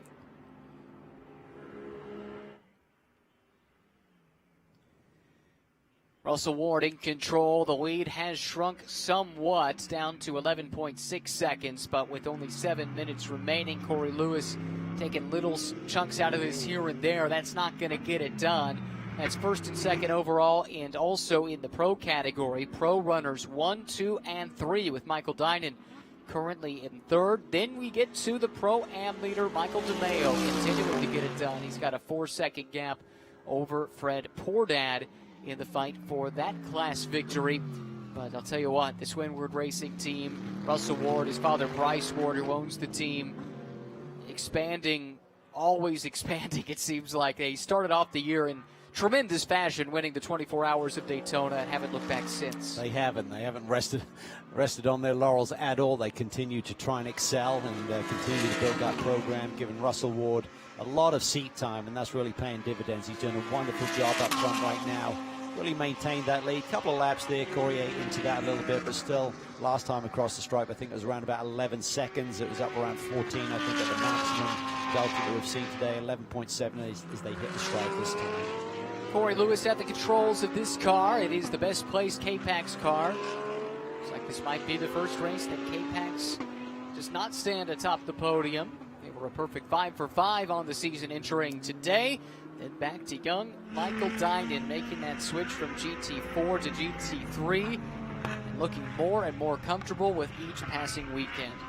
Yeah, and he and Robbie Foley announced this week they're going to run a couple of races over in GT Open over in Europe, so really expanding their schedule. A bit like Russell Ward, similar kind of trajectory really for Michael Dinan in terms of just gaining as much experience as he can, different types of race cars, different teams even, to just really broaden that knowledge. Sometimes even running with the same team all of the time for a young driver. Maybe get too comfortable, change the landscape a little bit, see how they deal with that as well, I think is a great thing to do. He and Robbie Foley have proven to be a very good pairing, winning a championship in GT4 last year. Robbie, a longtime coach of Michael. I say long time, it's only been a couple of years in all likelihood, but when you look at the percentage of that couple of years to the number of years that Michael's been on the planet, it is a rather stark number. A very young guy, attended Penn University, I believe recently graduated, so congratulations if that intel is in fact correct. Drop back here to 4th overall, but the leader in Pro-Am, Michael DeMeo. This has to be where he's holding his breath each and every lap, Calvin, because this is where a good run went awry one day ago. Yeah, I think he's been giving up a good couple of tenths through that particular sector this weekend since yesterday, because you can see he's quite a ways from the edge of the road, doesn't want to make that same mistake again, and maybe he's just concerned he didn't quite understand how it happened, and you're suddenly thrown back into the race car today. And you're like, okay, I can't go out and do a practice session and figure it out. I just want to make sure that I don't make the same mistake again. That's right. There were no on-track opportunities unless you were running in another series to go from race 1 yesterday to race 2 today. So if something went wrong, you've had all night to stew on it, and nothing you can do about it until race time on Sunday. But Michael DeMeo doing a tremendous job, holds the lead and seems to have even built that lead a bit over Fred Pordad. Looked like this might be Wright Motorsports' day, but a pit lane penalty put them on the back foot, able to recover at least 1 or 2 of those positions. I think they dropped down to 3rd from 1st after the penalty, so up to 2nd. That's good, but what might have been? Yes, but they'll continue to extend their championship lead. Great run here for Taylor Hagler. She is really doing great things aboard this NSX. Got Dane Cameron along with Ryan Eversley on hand here this weekend, two really great drivers with a lot of experience with the shed. Oh, problems here for Dinan. He stalled on the racetrack. Looks like some grass on the splitter to me. Did he take an off-road excursion coming out of 4 possibly.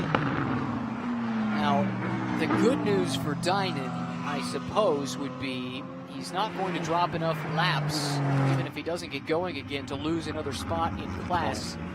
And they're past the point where even if they don't go any further, he should still earn points. We're well past the 70% mark. So you're going to lose some overall positions and things like that, but it's not all that costly from a championship perspective. Hopefully that car can get going again. Hate to end this race under yellow if we could avoid it. He's back going, so maybe a quick reset, but you look at the splitter there, I think he's definitely been off the road. See the grass stacked in there. Yeah, it's a lot of it packed in there. I think maybe they can do that trick where you suddenly just hit the brakes and it kind of all falls forward as you stop the race car. So maybe that was what he was trying to do, but didn't really get it done effectively.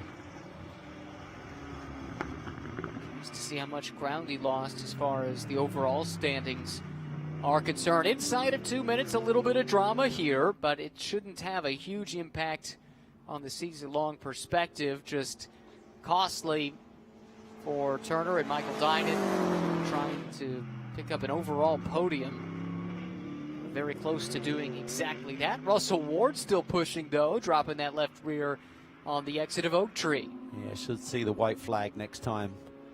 Down the front straightaway. Really nice run. Gap is built back up to nearly 14 seconds again. Last time across the line, 13.7 over Corey Lewis, who will score big points here today. That will certainly help their cause in terms of eating into the championship lead of their teammates. But again, it will only be 8 to 12, a 6-point swing, I think, 18 to 12. Russell Ward, some smoke there in Hog Pen. Is there a car there? There is a car. That's Aaron Vogel, I believe. Oh, yesterday's winner in Pro-Am, along with Michael Cooper. Oh, and David Askew in the tire wall. Aaron, maybe that's the one. Yeah, I think so. So the front end thought it was maybe Aaron's car. That was your class leader in Pro-Am for a time. He was running in 4th. A pretty healthy gap back to Harward, but did drop that spot. Vogel also got through, it looks like. Not sure what led to that, but final lap here for Russell Ward. Mikhail Grenier, first weekend in the series. Might be the magic touch the team needed. Nothing against Philip Ellis, who was very, very fast and will resume his rightful place in this team. But not a bad homecoming to North American soil for Grenier. Really strong.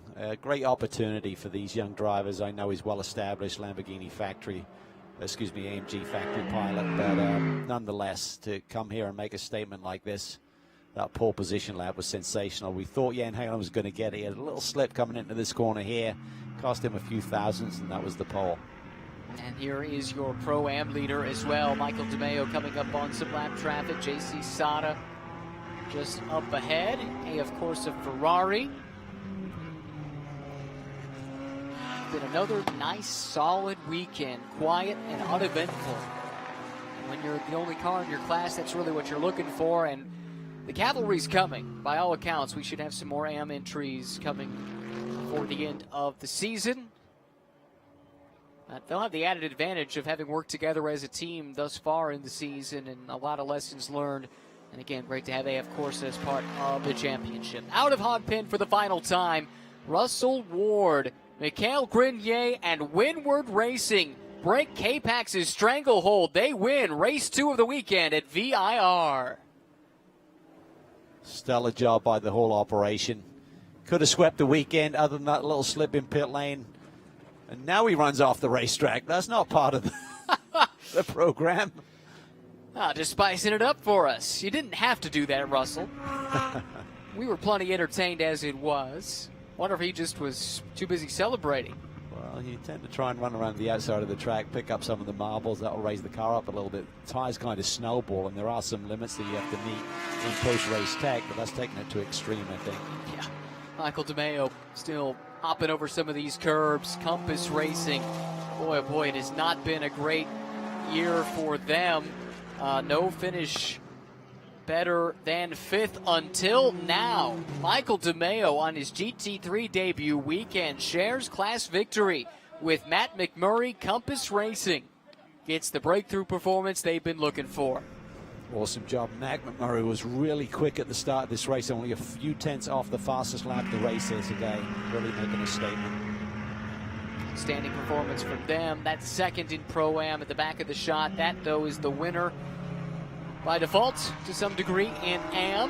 Conrad Grunwald, Jean-Claude Sada. Like said, just a nice, solid, quiet weekend for the AF Corsa team. Russell Ward and Mikhail Grenier, the whole Windward team, they'll be celebrating, and we'll be hearing from our winners very soon in Victory Lane at VIR.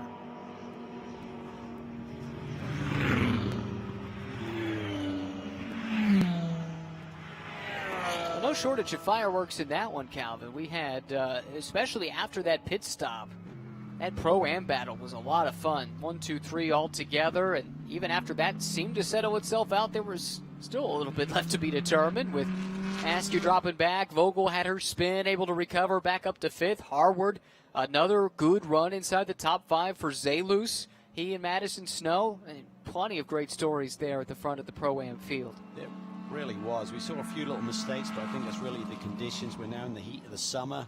Cockpit temperatures are up, tire temperatures are up on these hot racetracks, and easy to make that error and lose some track position. And for K-Pax Racing, the good news is championship leaders Andrea Caldarelli, Jordan Pepper, they had a nice healthy lead that helps you absorb a hit like this one. But it doesn't take too many days like the one they had today, and the whole championship has a completely different complexion. And they weren't far inside that minimum amount of laps to score points today, looking at it, so they were tight. And I think they knew what they had to get done, and it looked like that car, they might have stopped a little early, because I think they were only down 4 or 5 laps at one point, and it's up to 12 now. So Thomas Blom, that brain trust there, they know how to play this. They figured it out. I think so. But they did cut it a little bit close for sure. Let's take a look here at the results, and you see it there, Russell Ward, Mikhail Grenier, Windward Racing at the top of the heap. What a great weekend they had. It very easily could have been 2 wins. It could have been. Really had a strong car. Great driving by both those guys. Little faux pas in the pit lane cost them yesterday. Tough call on that. But that's racing, and they bounced back nicely today. Corey Lewis, Giovanni Vintorini, speaking of bounce backs, had the crash early in the weekend. You could still see the scars of it on that Lamborghini in this race, but a good second place result here that will help them in the championship to some degree, and then a big win for Compass Racing, also up to 3rd overall. Great weekend, the exact kind of result that the Compass Racing team needed. But we'll be hearing from our race winners here in just a moment.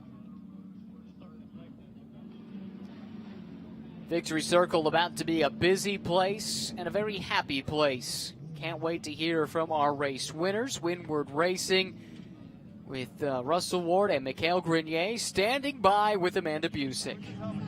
Oh, Russell, you brought that Mercedes in here screaming. How excited were you to see that checkered flag not go to K-Pax here this weekend? Yeah, look, it's good. I mean, they did a good job yesterday, and unfortunately it wasn't our day. But the crew, made up for everything, and just a flawless race from all of us. So, I mean, just super proud of everybody. And it's a long time coming. We've been steadily improving from Sonoma, and so every race is getting better and better. And now we claim the first victory, and so feels really good. Mickey, you're over by the guardrail to see that car take the checkered flag. What gave your team the edge here today? I think the team, we started testing on Wednesday. The team did a really good job. I think we had a really good setup. The quali was really good. Russell improved a lot this weekend. He was really on it. And the whole crew did a good job, so we could pull the win off. Congratulations, guys. Thank you. Yeah, well deserved. Well done. You look, maybe there's not a ton of teams in the pro class, but look at the teams running these cars. K-Pax, Windward, Turner. You get a win, you've earned it. Yeah, and I tell you what, if those teams come back for next year, look out, because they're learning fast. No question about that. And then the focus switches to the Pro-Am class. It was a great battle, and I can't wait to hear from the comeback kid, Michael DeMeo, after the disappointment yesterday, reunited with his old championship-winning team. Got the chance to fill in this weekend for Rodrigo Salas, who was racing over at Paul Ricard, and he will share victory lane with Matt McMurray. Amanda. Well, Matt, it's no secret the struggles that Compass Racing has had this season. When you have this moment, how does that make it worth it? It's so good. It's been a long time coming. We've had a rough start, but it feels so good to finally do what we knew we could, show all the speed that we had. And I don't know, I'm really happy. Michael, you were able to just fill this seat quite naturally. Yeah. What support did you have from this team that allowed you to perform so well this weekend? The same support I had in 2014 when I won the championship, and 8 wins in that season for them. I got to thank Carl for giving me the opportunity, my sponsors to allow me to come down here and do what I was born to do, and this guy rocked it out on the opening stint, so really happy to have him as a co-driver. And we're going to celebrate tonight instead of hanging our heads low after yesterday's incident. This one's emotional for you. Yeah. Yeah. Well, a lot of emotions there in Victory Circle. I don't think those two knew each other before this weekend, but it seems like they formed a very quick bond and very quick as far as their pace is concerned on the racetrack as well. Results from this weekend. There you have it once again. Russell Ward, Mikael Grenier at the top, Giovanni Vintorini, Corey Lewis for Capex Racing. Matt McMurray, Michael DeMeo, third overall, but also the Pro-Am win, able to hold off Wright Motorsports despite a great opening stint from Jan Halen. They come home second again, but another great points weekend for that team. And another podium for Racer's Edge. Jacob Abel, his first podium of the year. Taylor Hagler gets her third.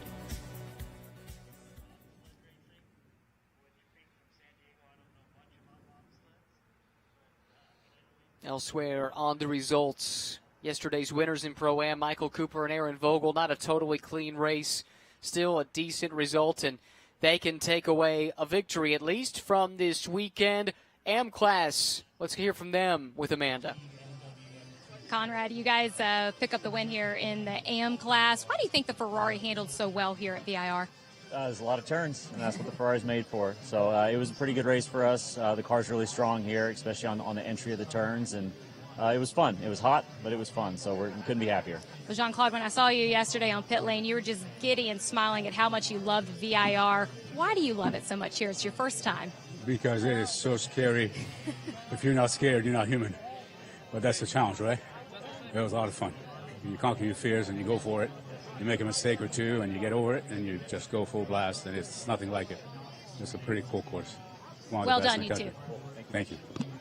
That sounds like a racer talking. You know they're a little bit crazy. The guy sitting next to me, I'm sure he is. But do you know what JC was talking about there? It's scary, but you love the scary? Well, it's all about the challenge, climbing that mountain and getting to the peak, and they certainly did it with another nice win for them, even though, as you said, there's not a ton of competition for them. But it's all about learning. I mean, we'll see more cars in the AM class this year, and they want to be on their game when the other competitors come. And they were mixing it up with some of the Pro-Am cars at various times in that race, too, and you kind of have to look at that as a scalp you can take.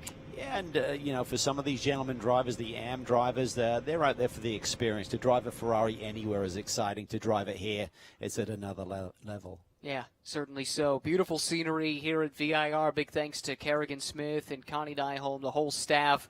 A lot of work has gone into preparing the track this weekend, as well as to welcome fans back this weekend.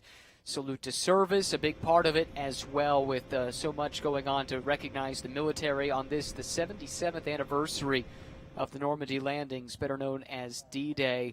A big part of the reason why the military being recognized to the extent that it is over the course of this weekend. Well, that was an interesting race, an interesting weekend. Who are the big winners, the big losers coming out of this one, Cal?